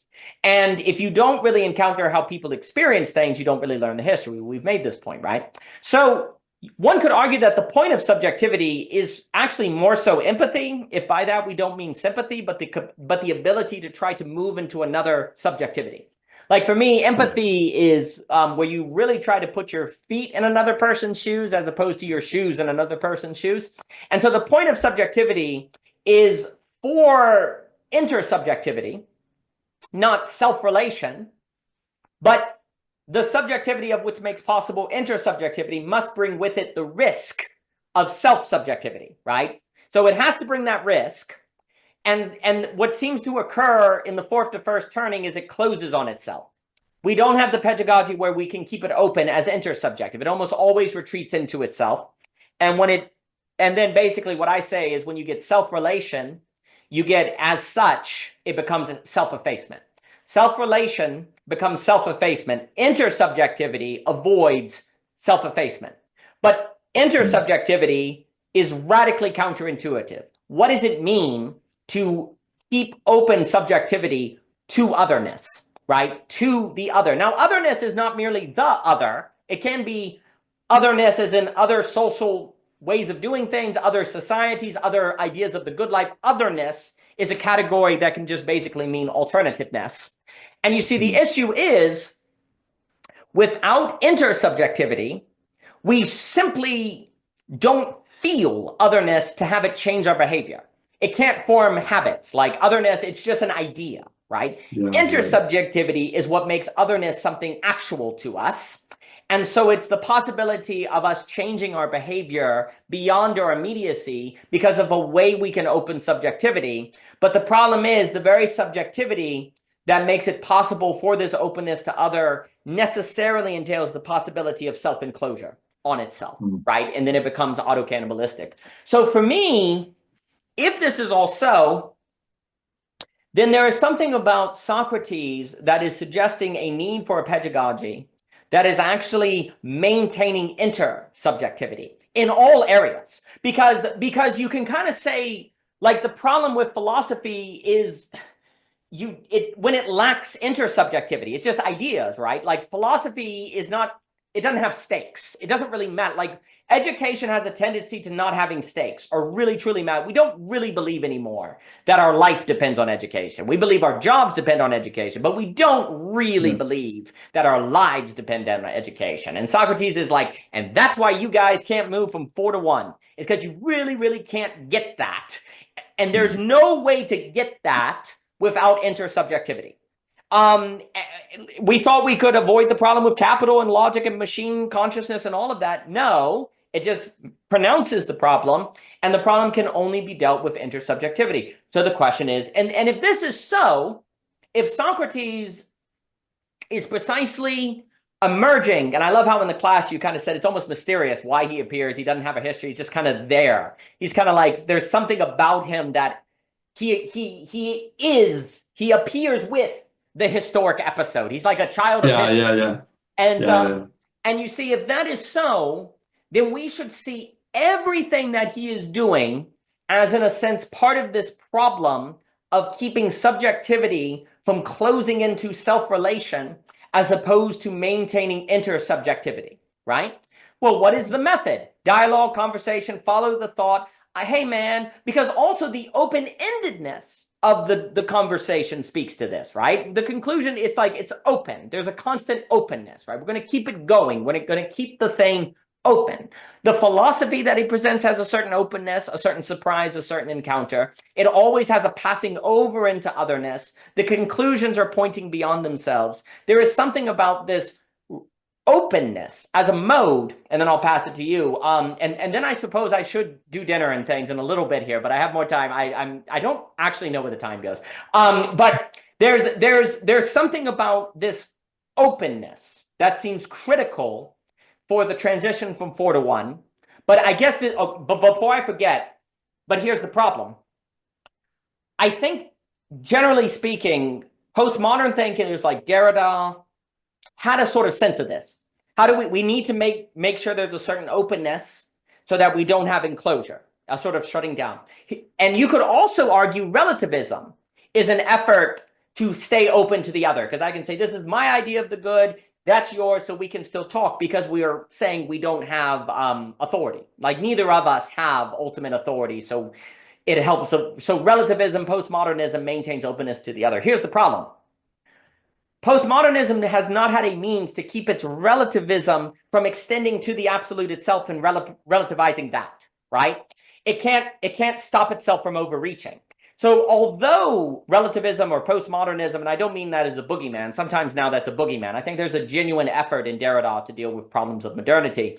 The problem is we've not been able to keep it from overreaching.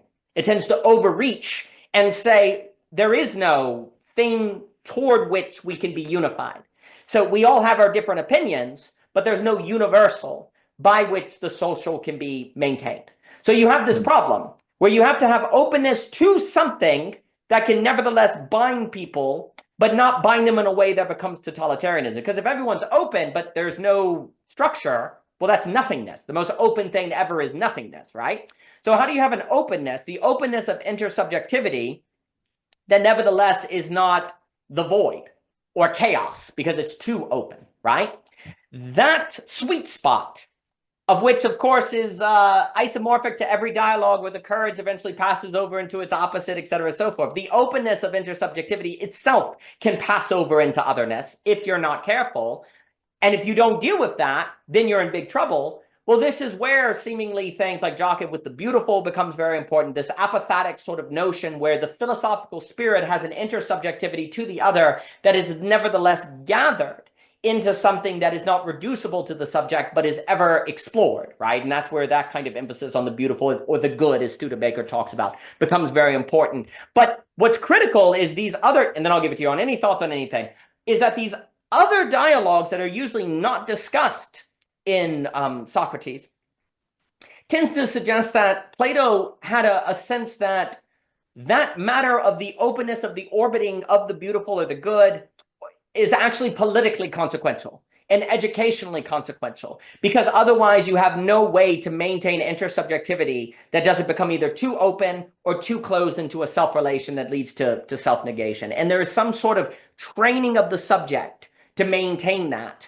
That is the pedagogy the Socratic pedagogy we simply have not taken seriously. And well, and what I also found, before I forget, what I find so fascinating too, is there is a sense that philosophy is dangerous, right? Because you can question everything and it's destroyed, right? There are so many traditions where, like I think in Judaism, you don't learn the Kabbalah until you're 40. There's an idea that philosophy, because you mentioned it in the class, it's kind of esoteric, right? There's a certain kind of clubness to it because it is dangerous. What's so interesting is that there's a danger to philosophy if it's given too early, but then if it's not given at all, you have all of these unintentional consequences or the inability to move from 4 to 1.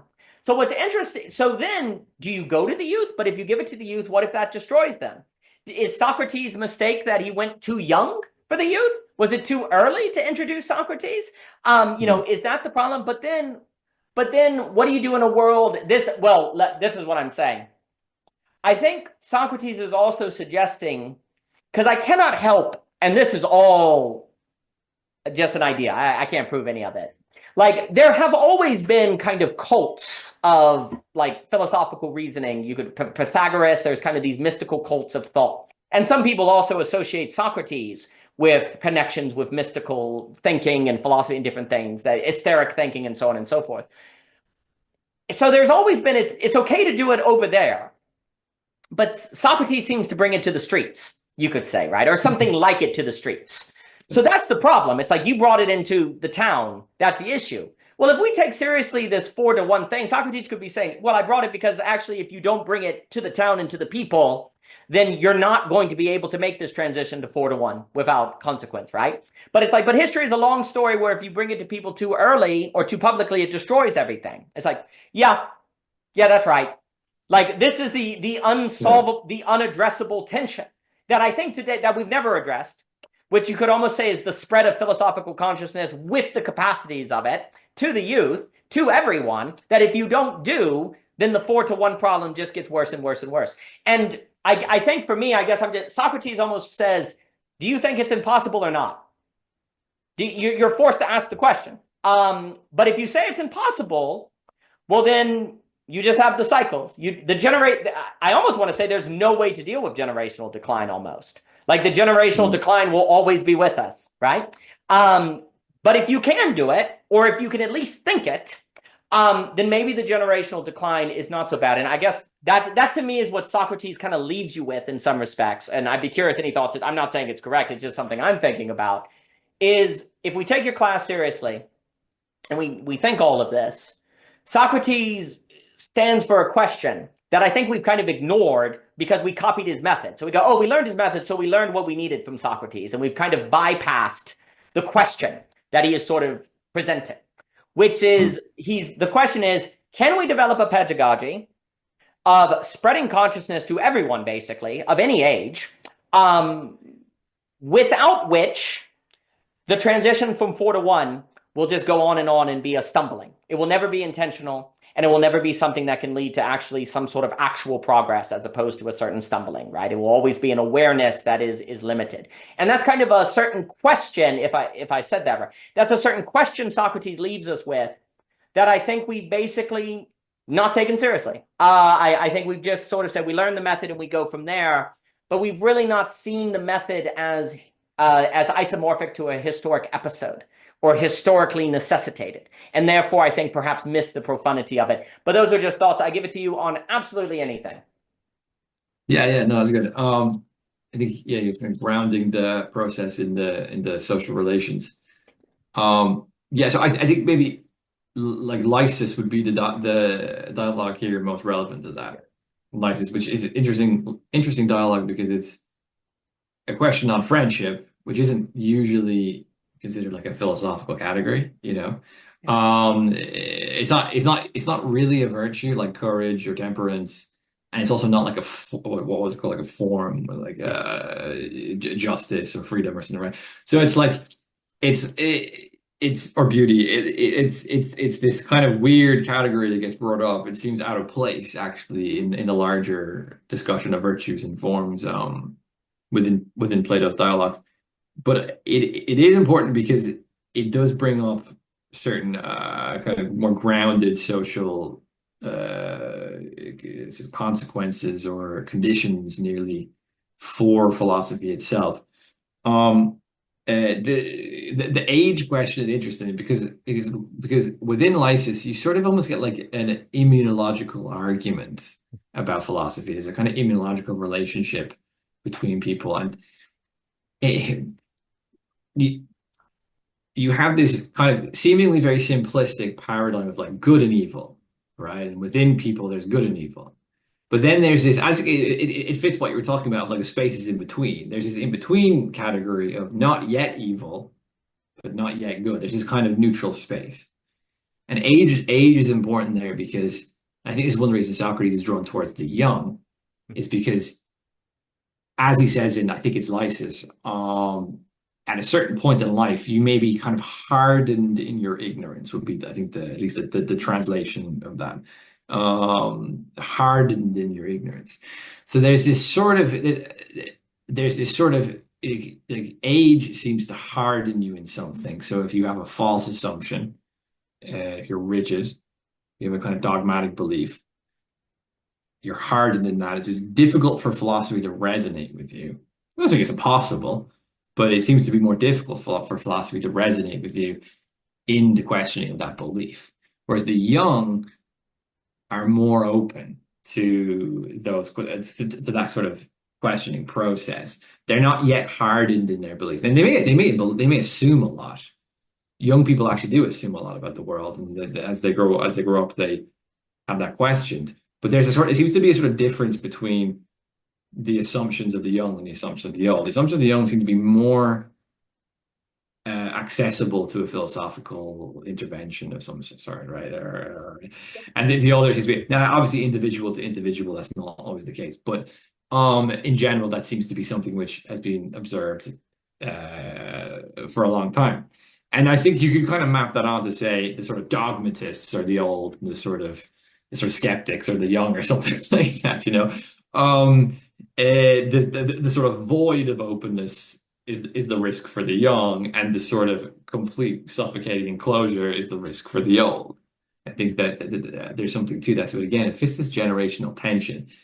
So it in that sense, philosophy also has to sort of navigate Yep. its demographic and its sort of concrete social reality, like who it's dealing with. Are they old? Are they young?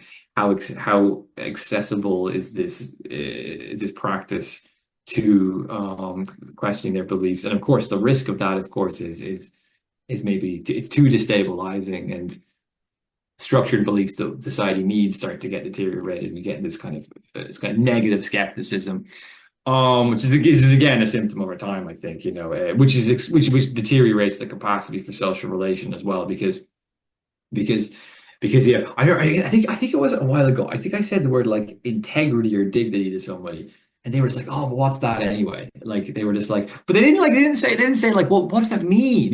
There's two ways. You go, "Well, what does that mean exactly?" Like courage. Like I know it's a thing, but what does it mean? And then the other thing is like, well, that's not really a thing.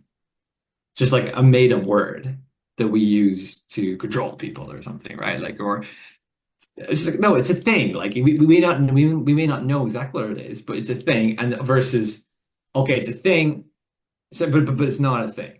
So it's kind of nihilistic skepticism versus a kind of I accept it's a thing, but I just want to know exactly what that means, and I want versus no, it's a so and like it's difficult to sort of relate to people, I think, when you have a deterioration of these so even though, yeah, question what it is, but like once we start to say, oh, once we start to question on the basis of it's like there is no such thing as something as like integrity or freedom or truth or whatever, then you're in trouble, because then it's like, well, because not only can you not dogmatically relate to each other, you can't even like skeptically relate to each other because the whole discussion of what is courage rests on the idea that there must be something called courage, but we just don't know what it is. So like questioning our assumptions is different for the nihilist versus the skeptic in that sense, right? So in what sense does skepticism then fall into nihilism? I think this is another problem.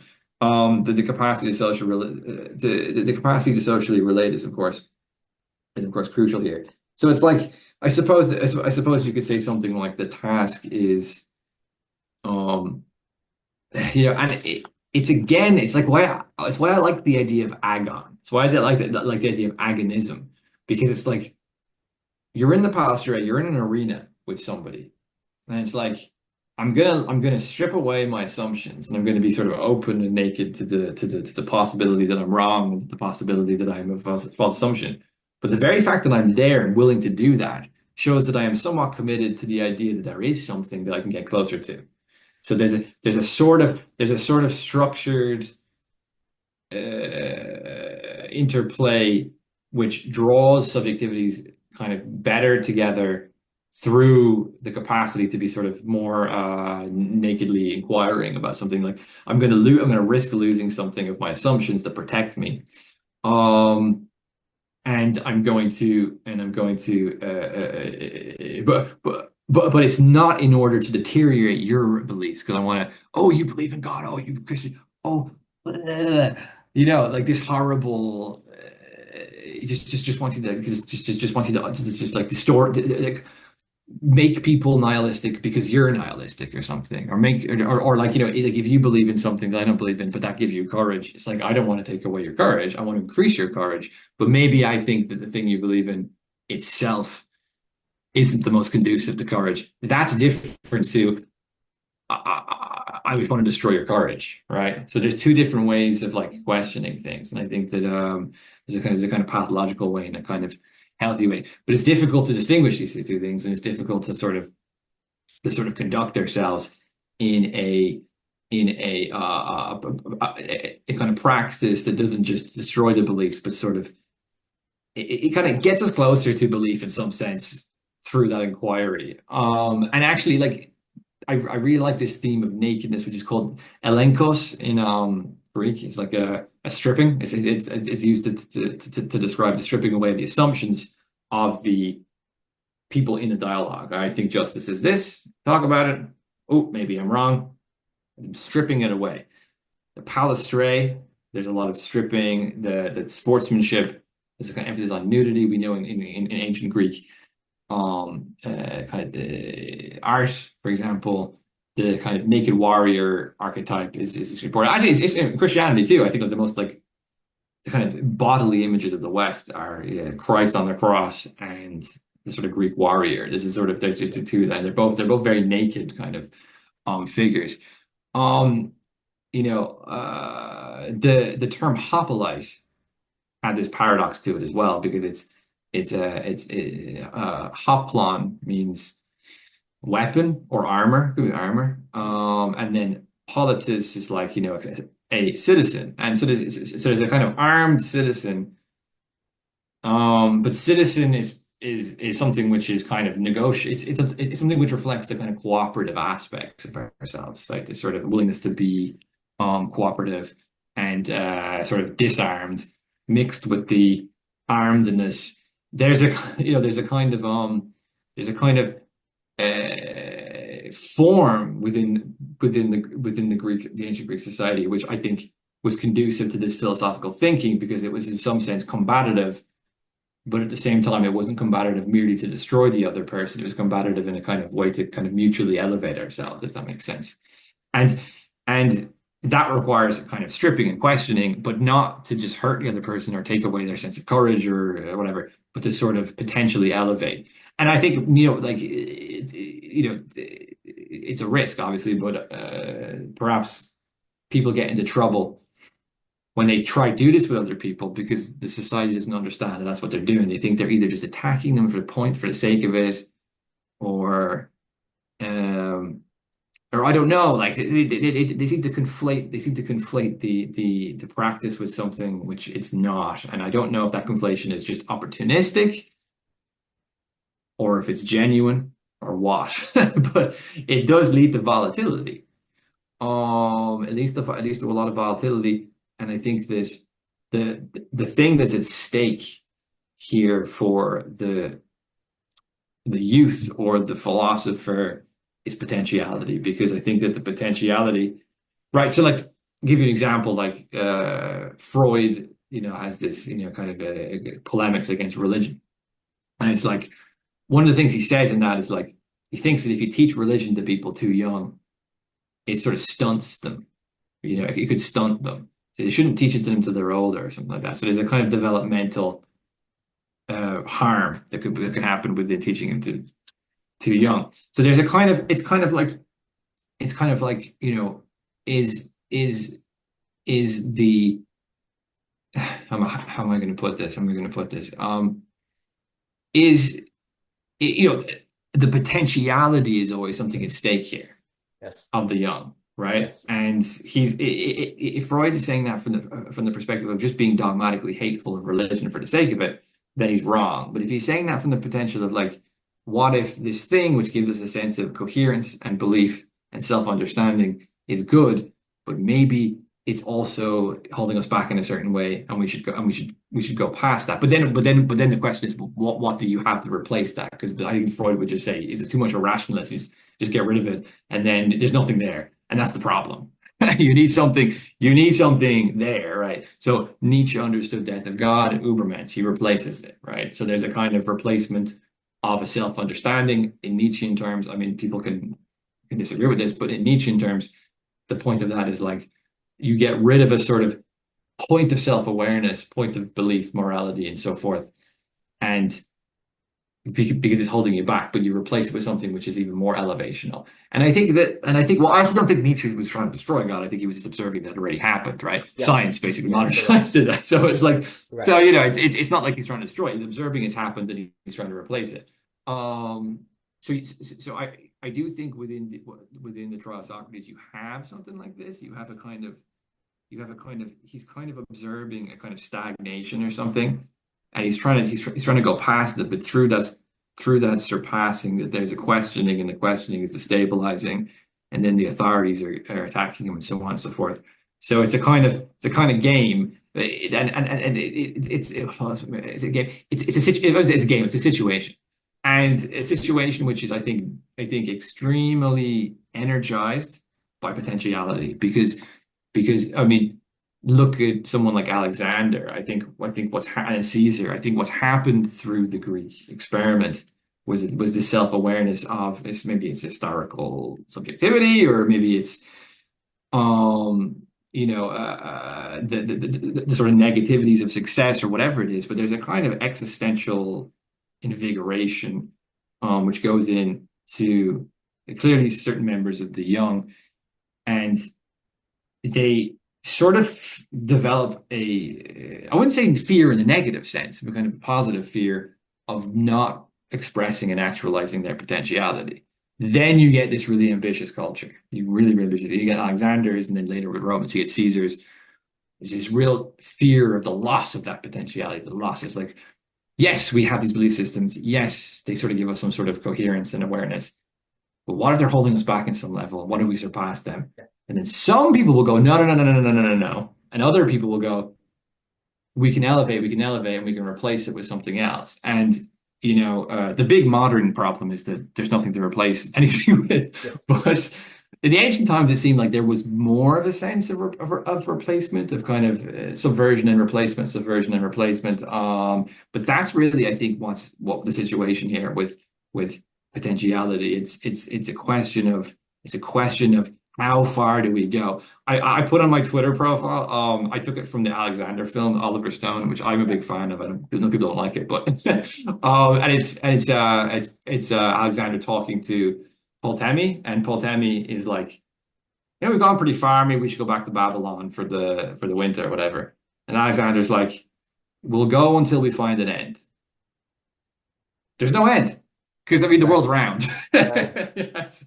They would just go all the way around, right? So it's like we'll go until we find it. And now, like, where is that end? I mean, that's not a geographic statement. It's not a purely geographic statement.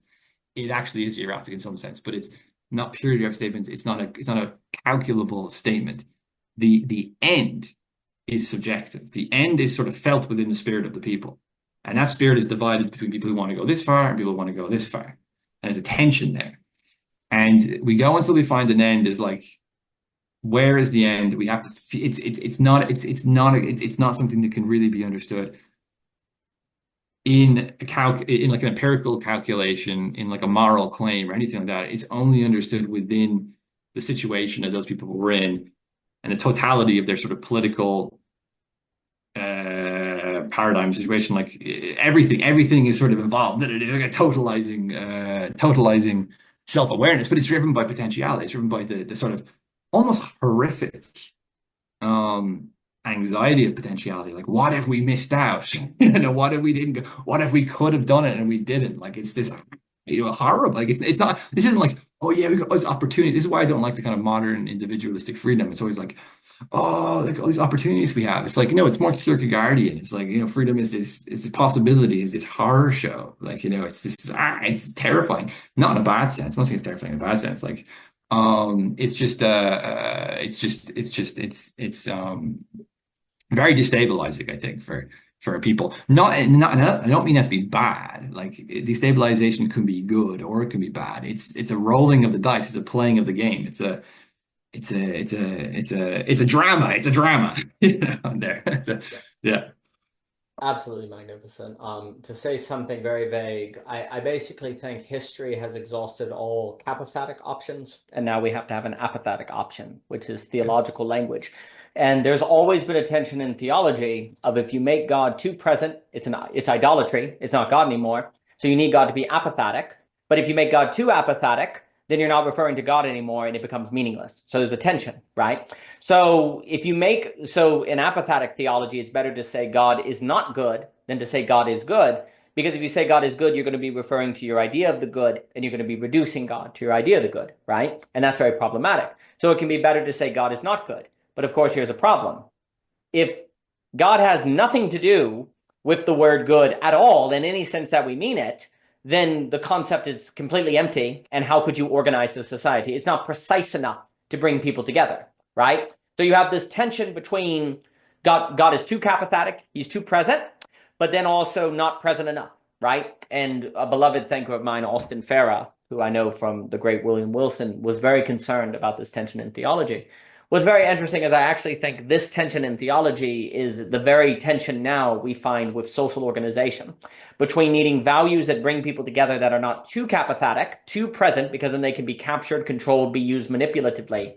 But then if they're too open and too apathetic, they can't bring people together, right? They have to have some sort of sweet spot between the capathetic and the apathetic, and how do you do it? And basically, I do think we've exhausted capathetic options. Because the reason why I say that is when you had capathetic options and the world was not globalized and you didn't have global connections, you could still plausibly deny what would occur when you spread what was present, right? The excess of the capathetic was the yet explored, the frontier, right? But as those go away, then you can no longer plausibly deny that the principle of, say, democratic freedom, we're going to spread around the world. Once you say, well, no, people actually are different deep down, they don't just absorb liberal democracy, you can no longer take that capathetic value and plausibly deny that it's enough to unify the world, because now you have made vivid that it does not work, right? And that is now visual to you, right? And then, of course, if everyone has their own capathetic value of the nation state in the Dugan sense, everyone has their own, what's the term? He's a dark myth, he has a term for this. Sometimes people say in Dugan he has many Daseins, right? Like every nation has its own Dasein, right? So another way to put this is you can't deny anymore that the capathetic always will lead to just a multitude of Dasein, right? Like the plausible deniability of that is gone at this moment in history. Then you have a problem of the universal and the particular, right? If you're on the capathetic path, particular at the expense of the universal is now given. Like that's the case. That is going to be occur. If you want to deal with the problem of having a universal that maintains particularity without destroying particularity, it's going to have to be apathetic, which means it is absent and present. It's a present absent at the same time. It is a lack, not nothing, as Jochen and I will talk about, right? Well, how in the world do you do that? And what would it mean to have a social order that orbits that? And where do we go from there? I will also note about this certain limitation. There is something about you were saying of potential leads to anxiety that drives spirit. That's very important. And you actually use the term spirit in a way I really like, because it's tied to Geist and Hegel, and it's the movement of spirit. And it is absolutely anxiety, this sort of tension in spirit that drives it through history. And that makes it encounter every limit and makes it want to overcome that limit. And it's destabilized, right? The idea that Hegel kind of presents is that at absolute knowing, you come to realize that the limit is actually good. The limit is what makes you exist, so you stop being anxious about it. You find freedom because you find freedom in limitation, and the limit that you have to cross is historically mediated, and you can't get ahead of now. The state of now, like the now is your moment.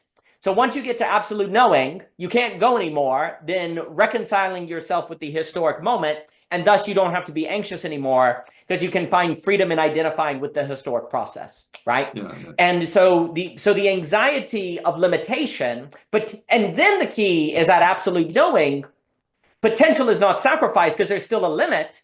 You're just no longer anxious about the limit because you've identified the limit. You've seen the limit as good, and now it is simply the process of the speculative reason about the limit, which is philosophy, of course, which then enjoys the limitation. So this is the kind of funny thing. The anxiety of potential finds its freedom in the dance of philosophy or speculative reason, which comes to accept the limitation.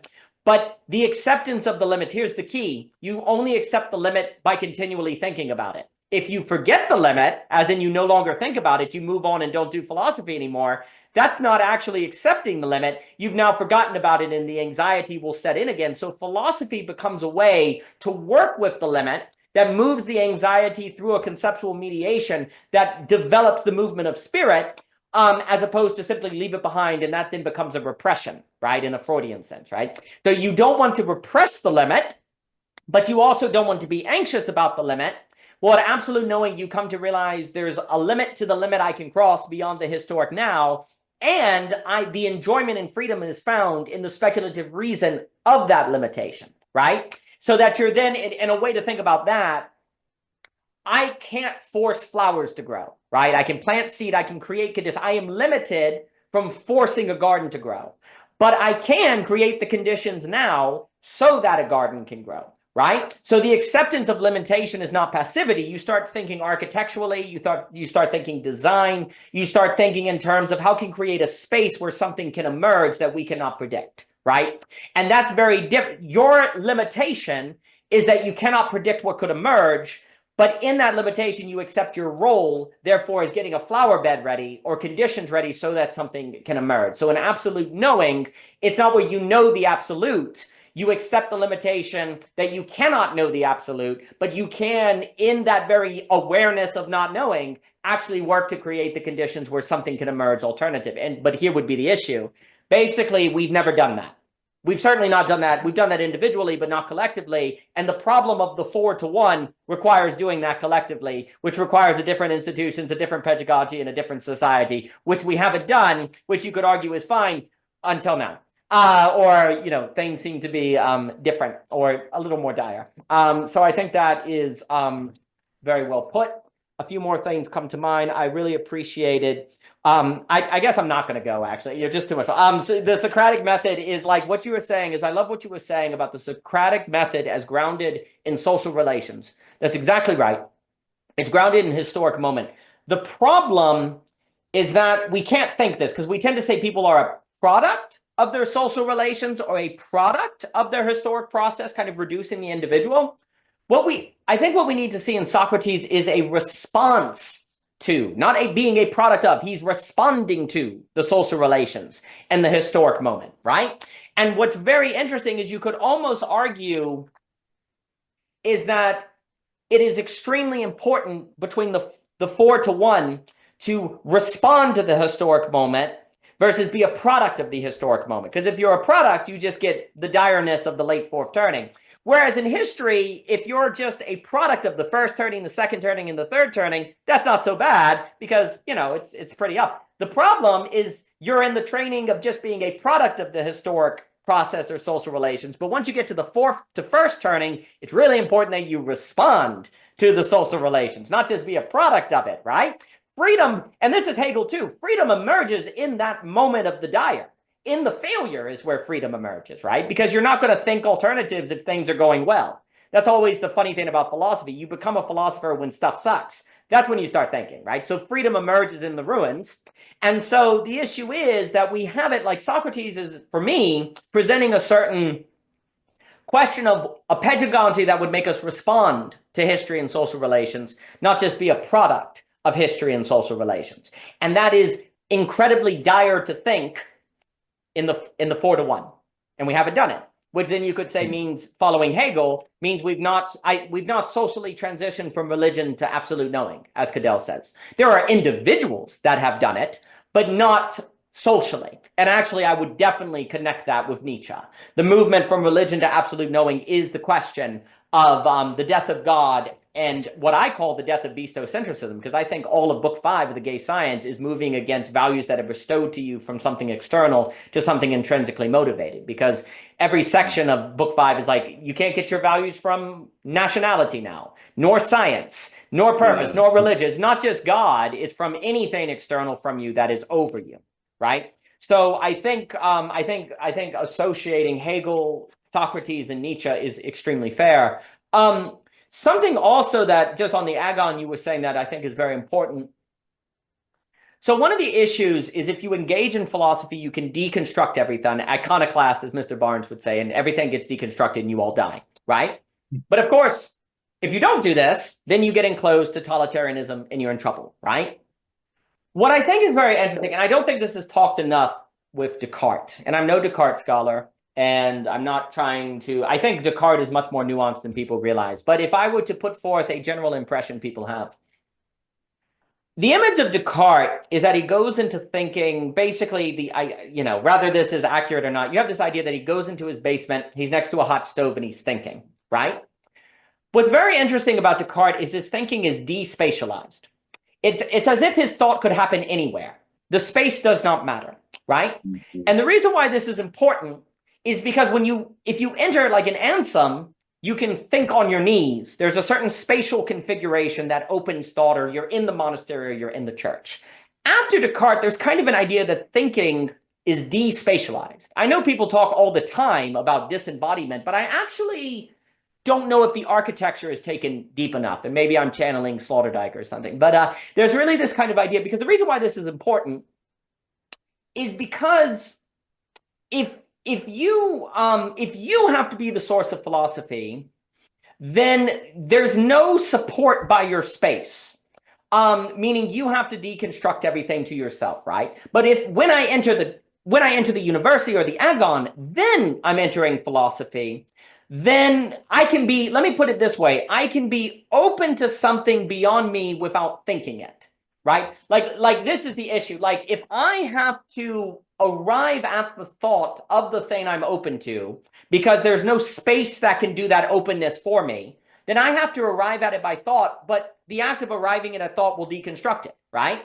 So another way to put that, if I have to arrive at God from my own thought, well, then I'm always going to find reason not to go there, right? But if walking into the church does my openness to God for me, then then there's a kind of bracketing to the deconstruction of thought. There's the architecture kind of brackets me overextending how thought deconstructs, because I don't have to provide for myself the openness to the supreme value, or I'll just say God here, or beauty, or whatever you want to say, right? The act of stepping into the agon, the act of stepping into the church, is the act of being open to something. And here's also the critical thing. Let me actually put it this way. This may be better.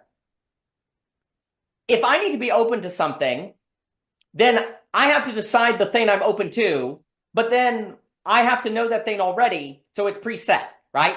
Like I have to decide I'm open to something, but if I'm the source of it in a depersonalized space, like a guy on a rock or Descartes in the basement or something, well, then I have to decide the thing I'm open to, so it can't be entirely unknown. There has to be a preset idea, and how would I decide that, right? But if I can walk into a church of the agon, I can be open to something that I don't even know I'm open to. That's what I'm saying. The space says I'm open to something that I don't even know what I'm open to, but I'm making the commitment to being open to that thing by walking in here, as opposed to rationally arriving at it from my own thinking process. And I think this is critical. Philosophy has been separated from spaces that bind the process to an openness to keep that thing you're open to from being deconstructed by your thought process by the very space itself, right? So if two people walk into the agon, we're both saying we're open to something that we don't even know we're open to. You know, we're open to something that we don't even know is there, right?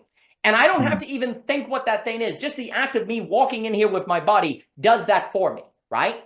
And that alone then means philosophy can avoid the ultimate deconstruction where it eats itself into nihilism, because the space itself offers that limitation to thought, right? So the issue is basically thought without space cannot avoid the nihilism.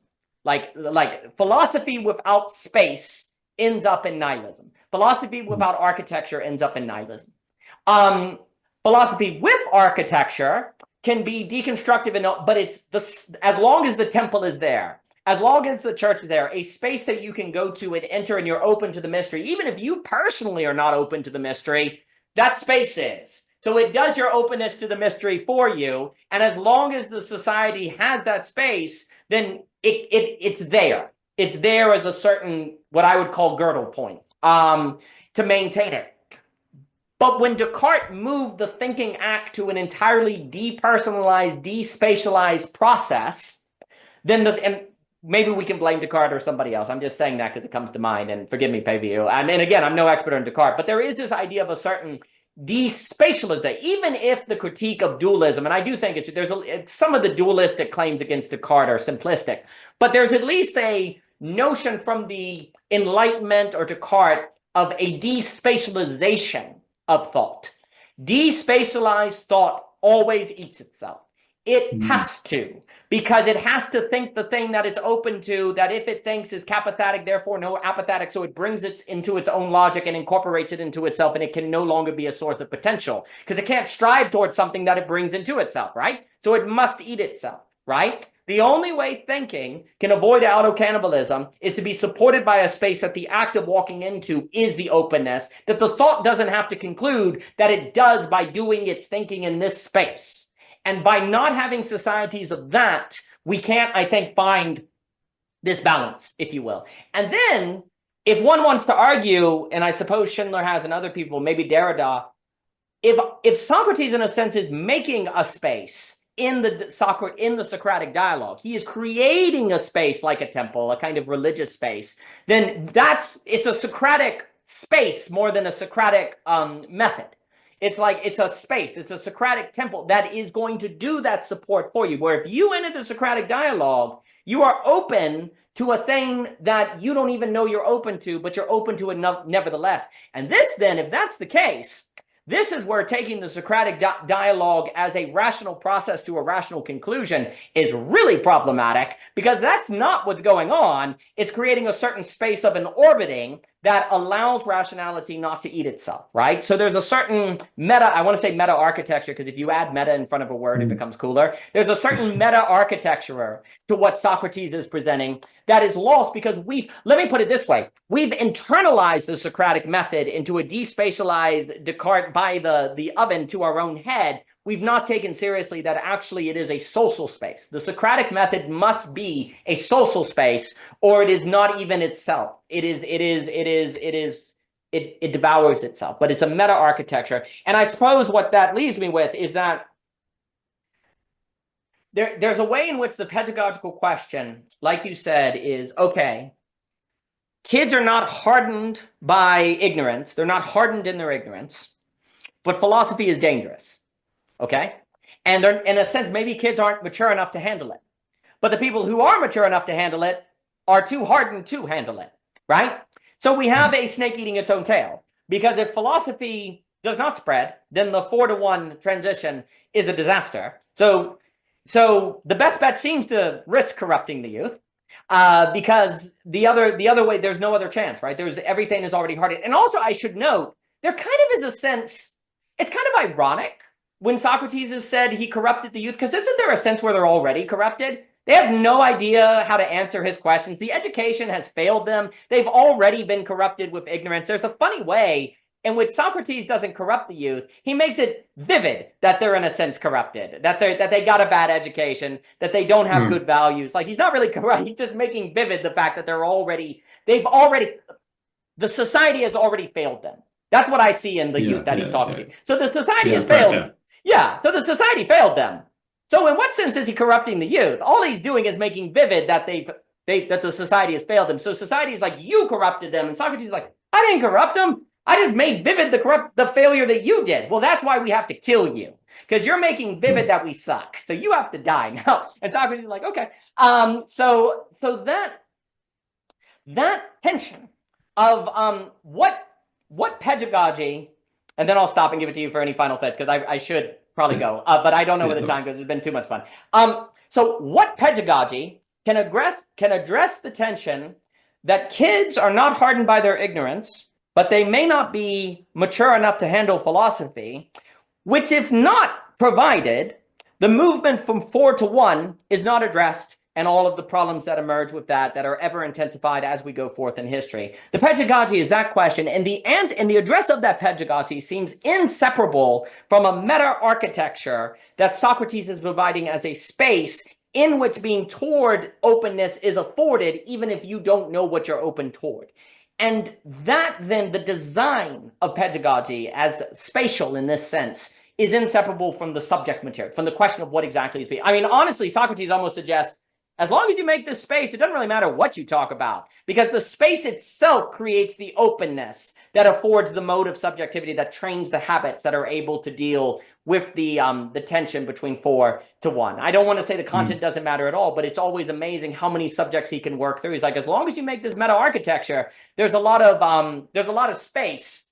And the fact that there is so much space then almost, I guess, makes the possibility of spread and almost democracy, because you can pick any topic you like of your interest. And that could vary for people. And if this meta architecture is designed, there could be hope to it. More would have to be put on those bones. But let me give it to you, Owen, for any final thought. And again, I don't know where the time goes. I really enjoy speaking with you. No problem. Yeah. Well, a few final thoughts and we can wrap it up. Yeah, no, I'm glad you brought up this aspect of the spatial and the architectural, because this is really important. And it is really important because basically Socrates is in the Palastrae, in the Agora. He was in the battlefield as well. He ends up in the courtroom, right? And the courtroom is not a good place for what we're talking about, right? The courtroom is not open to the sort of rules of engagement in which the I don't want to put out the rules. Let's say the spirit, which does sometimes express itself within in certain forms of limitations or rules of engagement, but the spirit, which you can find in the agora, you can find in the palaestra, you can find in the battlefield, at least in his time anyway. You can't find it in the courtroom, and that's where Socrates ends up, right? And if you read the apology, you see this. He's like, oh well, like I'm not a lawyer. He's very aware that he's in a kind of he's in a situation in which there's different rules to the way language is used, right? There's different rules to the way truth is related to. There's different rules to the way justice is related to, and these are not open. Like these are very closed off. I mean, it's kind of a show trial basically. They've decided everything before it's even happened, and it's full of deceptions. It's full of manipulations. It's full of whatever. And so Socrates kind of, he's aware of this when he's in that situation. And again, it would be great to put this, very difficult to do this successfully. It'd be great to put this in a kind of dramatic series or something, an HBO series. Like, how is that situation? There is an example I would refer to a little bit, although it's a much more explosive and a vengeful example. But I don't know if you've watched Game of Thrones, but Tyrion's court scene in Game of Thrones, where Tyrion goes to the court and it's a complete show trial. And then he's trying to play the game, and then he just goes, I'm not playing the game anymore because they do something really, really manipulative and bad. And he just spits venom at everyone. And it's almost like there's this sort of courtly conduct that is inferred in that space. And there's a very manipulative game to it. It's very anti-philosophical. It's very antithetical to the virtues we've been inquiring about here. And so yeah, the sort of spatial and architectural dimension to it is really important. I think exactly what we're missing today is that we have lots of spaces for mutual consumption, or mutual pleasure, or mutual distraction. We have very few spaces for mutual use of reason. I mean, there's still universities and there's still workplaces where there's some kind of vulgar kind of cognitive capacity to express. But really more or less the sort of spaces where reason and spirit can be fused together in some sense. And this is why the agonistic element is important, because I really think that's where that's happening. Is today is very limited. It's very hard to find them, especially I know we can kind of conduct them online to a certain extent, but in a more localized sense, they're much rarer to come across. We have lots and lots of spaces of consumption though. And this is a big issue, right? And I think this is a big issue because, and again, I'm going to bring up a category here to space and to what you were saying about Descartes and this sort of despatialized rationality. Is what Peter Sloterdijk again refers to as immersion, to be immersed in a space, to be immersed. So if we use our reason and we're not immersed, well, we kind of need a space for that immersion, right? If we're just on our own and we're just inquiring in the kind of Cartesian sense, we're not immersed, not in the same way, and we have rationality without the immersion. And I think you need the spirit to have that immersion. You see, I think you need the kind of nakedness in the spirit and the sort of sense of overcoming maybe your sense of struggle or whatever in that. And I think I think that's the element that's been like very much lost. Words can lose their meaning when you don't have that kind of immersed spiritedness or that immersed and like again, it's a question of justice. It's a question of like a kind of commitment to even an intuitively grasped sense of justice within the space. Once that's gone, right? Like the space is about consumption, the space is about manipulation, space is about distraction. In some points in history, the space can also be about like, just murder or something, just death or like, so there is, as you were saying, I like the way you put that. There is a kind of task here. It's not necessarily a method. It's the creation of a space and imbuing that space with these virtues, with these components, and then And then I think also being immersed in it too. I think the most important thing is not the most important thing because you could be immersed in distraction and pleasure, take drugs. You can there's immersions that are uneducated, but a kind of educational immersion, we could nearly say. And again, and that's something that the factual historical pursuit leaves out. We were talking about the subjective and the dramatic. You watch a TV show about history. Okay, maybe it doesn't get the historical facts completely correct, but you're kind of immersed in it. You're like, oh my God, I'm immersed. Like I feel the characters, I feel the situation, and I think it's like it's getting the factual with the immersion in terms of relation to history, but also just in terms of relating to like, well, what is a thinking about whatever, conducting ourselves in any sense, political agreements, disagreements, whatever, like philosophical, whatever it is, getting that immersion with the reason, with the rationality involved, I think is the really difficult thing to do. Um, yeah, so I suppose that's the task really. Yeah, I'll leave it at that. Magnificent. I really appreciate everything you just said. And there is a sense in which we've predominantly used immersion not for thought, but for appetite. We really haven't thought using immersion for thought. We've mostly used it for appetite. I mean, we've treated the environment and space of thought as not really consequential. So we put kids in a classroom with desks, not really thought what's efficient, not what's immersive. Those are actually different questions. We tend to ask about efficiency, but not immersion, because we don't really trust immersion. We use it just for entertainment and consumption. So you couldn't use it for thought and education. It's kind of dangerous, right? And we haven't really thought immersion. And so immersion is being used for appetite primarily. And I think the cell phone technology is showing you can't really do that. It's going to win that game every day of the way. So you better think immersion a little better. I think also I like what you're saying about thought without, thought with space can be spirit. Without space, it cannot be spirit. I think that's exactly right. And basically, I would say thought without space is going to have to be auto-cannibalistic because thought cannot be its own space. So it's ending up, it can't be in and out at the same time. It's trying to be something it cannot. And so it just ultimately tries to locate a binding principle it will never get, and it will eat itself. But thought with spirit, for me, a way sometimes I word it is the choices between auto-cannibalism and auto-mastery. Auto-mastery is where you're so good at, say, playing guitar, you don't have to think about it. You've thought about it so much, now you can do it without thinking about it. And basically, thought with space can get spirit, which leads to auto-mastery.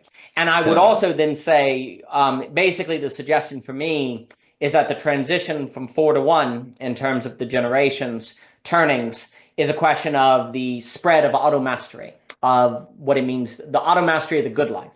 But of course, what is the good life? But then Hegel would say, well, the very asking of that question and the creating of the conditions of possibility is it.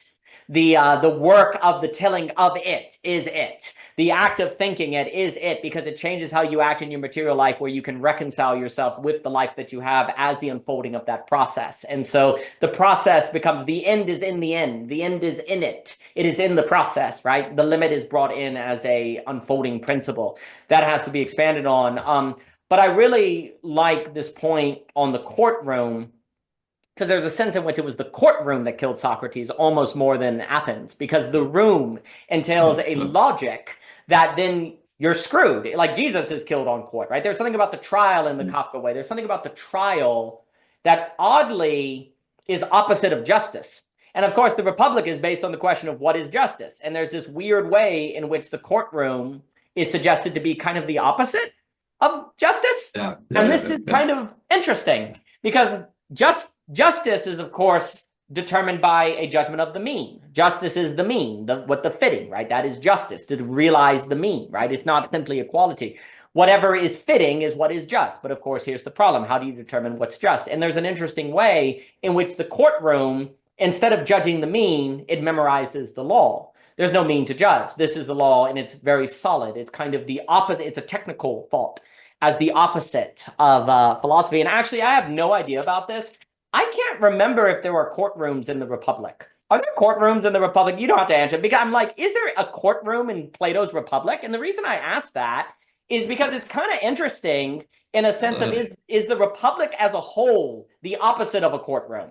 It is a place of justice, so you don't need a courtroom, right? Because it is this sort of justice. It's almost like you're not going to find philosopher kings in a courtroom, right? That's just kind of like vulgar in a way. Like a philosopher king is going to judge the mean, right? So there's something about the courtroom, which again, I also think the word courtroom is interesting because, you know, the king holds court. It's like a gathering. It's like social. A courtroom is not social at all, right? It's kind of like you've made the court a room, so now it's opposite. It's not a gathering of people. It's the law, right? So there's this weird way in which the courtroom is antithetical to the court Socrates is hosting in the meta-architecture of the spaces in which he employs his orbiting and exploration of that of which trains people to judge the mean, which if they cannot do, then the transition to 4-to-1 becomes very problematic. And it is very interesting to think of all of that addressed would be a work of the question of justice in a just society. A just society would be able, therefore, to think the move from 4-to-1. And in that sense, we've never had a just society because we've been confusing it too much with courtrooms. And courtrooms will not suffice. But Owen, I don't know where the time goes. This has been a blast. Thank you for your time, sir. You are awesome. Thank you, sir. I've really enjoyed it. Cheers. Thanks, Emil, for having me. Absolutely. Thank you, Owen. All the best.